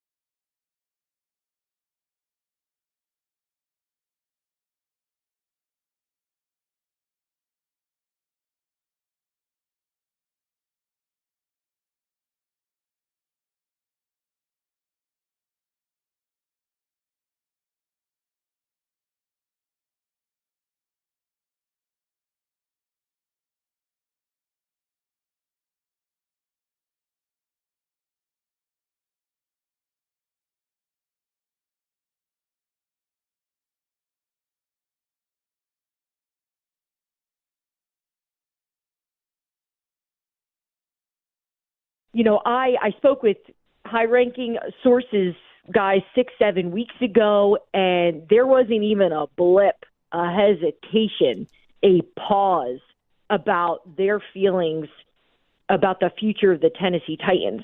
It had Mike Vrabel's name written all over it. They understood his football intellect, his ability to build relationships with players, the leadership, the identity, the culture, all of the things that come that we all know that he's done was part of what they wanted, because they know that the biggest challenge in having success with an organization is getting the quarterback and getting the coach. And you could look at this as, well, they may have all the pieces now if you keep both intact, but they obviously moved in a different direction, and something happened between Thanksgiving and Tuesday. That is my favorite. Diana this morning on Robbie and Joe, after her column that came out Thanksgiving morning, Ready, Steady, Vrabel, in which she's like, I talked to the higher ups. I even think Buck said on his little Twitter show, Buck said that it was Amy that she talked to. I don't know. That's her business. But that she talked to the higher ups, and 6 weeks ago, they were all in. Ready, Steady, Vrabel. They were all in, and something changed over the last 6 weeks. And I could not stop laughing today, because when that happened, when that story came out, it was Thanksgiving morning. My parents were at my sister and my brother-in-law. They were at my sister's in Texas. And so I was staying at my parents' house. They got dogs, whatever. I'm watching them. So I'm staying there, and I'm looking at my phone, and I read the Diana story at like 6 a.m. And as soon as I read that story, I immediately thought of the statement the Titans sent out on that Sunday morning after they beat the Chiefs in the wild card round of the playoffs, that Mike Mularkey was going to be their coach going forward. And I was like, oh, Titans ownership went to Diana and told Diana, we promise we're not trading Vrabel. We promise we're not thinking of firing Vrabel. Diana, because a reporter's job, Ian, is to what? Report. To report. Diana turns around and she reports it, writes it like gospel, says, I'll tell you all right now, Ready, Steady, Vrabel. And then they fired him. They fired him. Oh, my God, it's great. And what's funny is when that happened, people were like, see, Jared, Diana says that it's not going to. I'm like, yeah, these are the same people that lied to us about Mike Mularkey. I have already been through this. And I even brought it up. Ian, back me up on this. I even brought it up right then and there. I was like, yeah, they're probably saying this to Diana, but remember, they lied to us when it came to Mularkey, so why wouldn't they lie about this? Yeah, I think so. And so what's amazing about this is Diana knows that they lied. Listen again to the Diana cut where she says, something changed 6 weeks ago, Thanksgiving, they were all in. This was Amy Adams Strunk on the Titans state-run network with Mike Keith yesterday, and she was asked how long she'd been thinking about this for. People want to know, when did you come to this decision? It wasn't a last night or a month ago or whenever. It's just kind of been all season watching, and it was difficult, but I thought it was time to make that change. So Diana's like, 6 weeks ago, they were all in, and now they're out. Something changed, something happened, and Amy's like, I've been thinking about this for a while. In fact, Ian Rappaport said this morning on NFL Network that it goes back to Vrabel when he went to Foxborough for the Hall of Fame weekend and said, it's not like this everywhere, Patriot fans. And here's my favorite part. Here's what makes me laugh so hard about all of this. And I like Diana fine. I do. This is not about Diana. Diana did what a reporter is supposed to do. Diana got lied to. And it's like I told you guys when this all came out. I said, I doubt the report, but I don't doubt that Diana is telling the truth. I think Diana is telling the truth, but I doubt the subject of the report. And the reason that I say this is because Diana, when she's like, yeah, this changed, I talked to him and they said this and they said this. Diana knows that everybody's going to look at her and say, ready, steady, Vrabel. But at the same time, she can't throw ownership under the bus. She cannot chuck them under the bus because then she loses the source. So if she comes out to defend herself, to say, they freaking lied to me, which is what happened, then Titans ownership will never talk to her again. So she can't do that. So now she's got to play both sides of it, right? She was, pro in the satchel for Vrabel. But if she throws the Titans ownership under the bus, she's going to lose them. Which takes me back to, Ian, if you could, she was talking on Robbie and Joe this morning about Rand Carthon and his relationships. And listen to this. And again, like we all heard the press conference yesterday, this is what Diana said about the future of the Titans post Vrabel, who, of course, was kind of her go-to on the beat. Here is what she said. The future of the Tennessee Titans is her vision, and it's going to be Rand's. And he has really good relationships around the league with different coaching staffs or different coaches and people that I know that they have confidence that he's going to be able to find the right guy for what they want to do next. Okay. So now it's like, oh, no, this is Amy's vision and Rand's vision, and he's got great relationships, and on they go, because she can't ruin her relationship with the Titans, even though the Titans absolutely screwed her over. It's great. That's how dirty that insider business is. That is how dirty that stuff is. Schefter and Rappaport and Diana and all of them. They're all just so like at Garofolo and Pelissero and Johnny Joe, and they're all so dedicated to like, oh, we got to get the scoop. We got to have the insight. We got to have that it's like, yeah, these people just made me look like a total fool. But I'm not going to say anything about it because if I do, they won't talk to me again. Ready, steady, Vrabel. But if this really tells us anything, it doesn't tell us anything about Diana. It tells us about Titans ownership.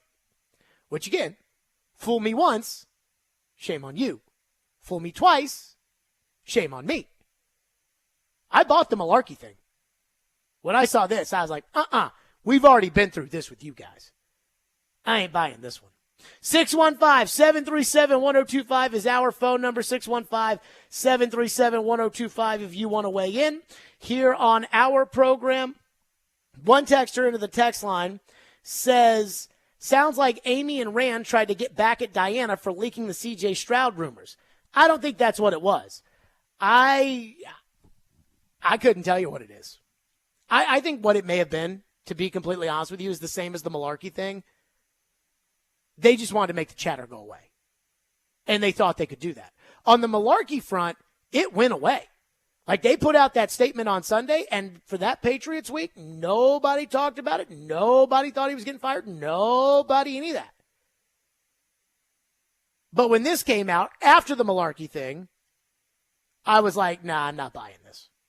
And I remember because, Joe and Diana are teammates at The Athletic, and so Joe had to, like, really defend it, like, really hard, and even he was like, now, Jared was right. They did lie about that when it came to Mike Malarkey.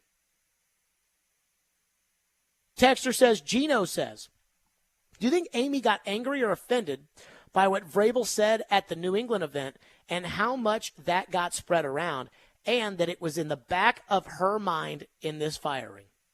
There are two things I'm not ruling out as a part of this. The first is what the last texter said about what happened on draft night with C.J. Stroud. The second is the New England stuff. When Ian Rappaport said he never clarified that internally, I thought,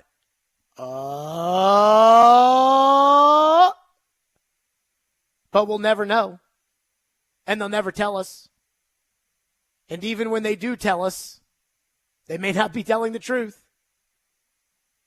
Ready, steady, Vrabel. 615-737-1025 is our phone number, 615-737-1025 here on the program. We don't do this very often, but I've got to give a Jared Stillman salute, and we'll do that coming up next. Twice Daily. I absolutely love Twice Daily. They are the best, and they want to send you to Italy So why don't you let them send you to Italy? That's right. Visit twicedaily.com/sweepstakes for more info, but buy any made-to-order Italian sub and use your rewards app to get entered to win. Every sub is a chance to win. Mobile-ordered Italian subs count as 2 times the entry. Visit twicedaily.com/sweepstakes for more info. Twice Daily has great made-to-order offerings to allow you to get exactly what you want when you want it. And, of course, download the Twice Daily app today and join their loyalty program to unlock special discount savings and so much more. It pays to be a member with Twice Daily. You'll earn points and save money on every visit. Get what you crave at Twice Daily. And if you're looking for convenience, Twice Daily has you covered. Twice Daily, fresh all day.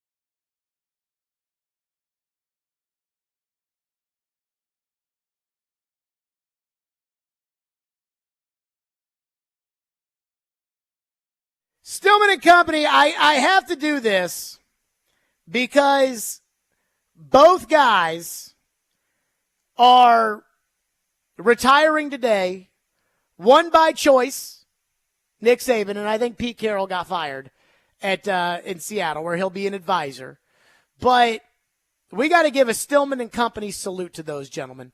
Those are two good men, and those are two people that when we had our special Floyd Reese show, did not hesitate in the middle of training camp to say, put me on. I want to be on the show where we remember Floyd Reese. Remember, that was during COVID when Floyd passed away, and he did not have a memorial service. I mean, we had a little event that was nice, after the fact. But that was essentially Floyd's funeral. I think, the memorial service where we remembered him on the air, and Nick Saban and Pete Carroll could not have been nicer and wanting to do it and said nicer things about Floyd, and they both cared about him a lot, and he cared about both of them. And today, two legends of the game, both college legends, and then, of course, Pete, in the NFL with the Super Bowl and everything else. So I do want to give a Stillman and Company salute to Pete Carroll and Nick Saban, two good men. Let's go to Sam, who's been waiting patiently. Phone line driven by WilsonCountyHunting.com. Go ahead, Sam. Hey, Jared, you hear me? Yep, go ahead. Yeah, this is Sam Smith from USN. You might remember Okay, me. right on. That's another good man right there. Yeah. So yeah, I have, I'm so happy for your success. Thank you. I know this is something you've wanted to do for a while, and it's really nice to see that. I wanted to say that I agree with your takes on Vrabel and Rand. Well, I appreciate that. Yeah, but let's not be all in Rand we trust. No, we can't. Sam, and I tell you, that is a good call right there, and I'm glad somebody said it. I mean, I will tell you right now, like, the amount of people that are like, look at the draft, Jared! And I'm like, who in this draft's going to the Pro Bowl? Like, if you drafted Micah Parsons in this draft, then there would be something we could talk about. But you drafted a guard who wasn't even very good. And I'm supposed to be excited about that? Steve is up next here on the program. Thank you for calling. What's up, Steve? How you doing, man? Good. Go ahead. First off, I just want to say I hop on here every day, man. I listen to you all the time, so I appreciate you giving me entertainment. Just really hope that we get after the 2024 draft. I mean, I want to see the Titans win. I don't want to see them like twirling fingers or anything. I mean, look at the Rams. They got Puka Nacua. So the defense is always going to be the defense. Let's just stack up the O. And I mean, I wouldn't mind getting Jaden Daniels. I mean, I know we got Will Levis, but I wouldn't mind getting Jaden Daniels. Steve, I'm going to tell you something right now about all that. I got to know who the coach is before I know who the players they're going to draft are. And not only that, Amy said yesterday that she will decide who to give final say to, and then we'll announce it. So we don't even know if Rand's going to be making the picks. So when you're like, hey, let's start drafting these guys, I'm like, I don't even know what offense they're going to run. I mean, I got a hard time when it comes to just putting my foot down and saying, yeah, draft that. We don't even know who's making the picks. What if they bring in a coach who wants to run the wing T or whatever it is? So we will have, let me make a promise to all of you. We will have plenty of time to talk about the draft. Plenty of time. We also need to talk about that Predators first period last night, which was as equally disconcerting as the Rand Carthon press conference. And they will break down the game and look forward on Smashville Live, which is coming up next from Brewhouse 100. Yuso Parsonen will be on the program. Ian, who is with Yuso Parsonen? Philip Tomasino. Tomasino and Parsonen are on there. That's next. Stillman and Company. We'll see you all tomorrow at 2 o'clock.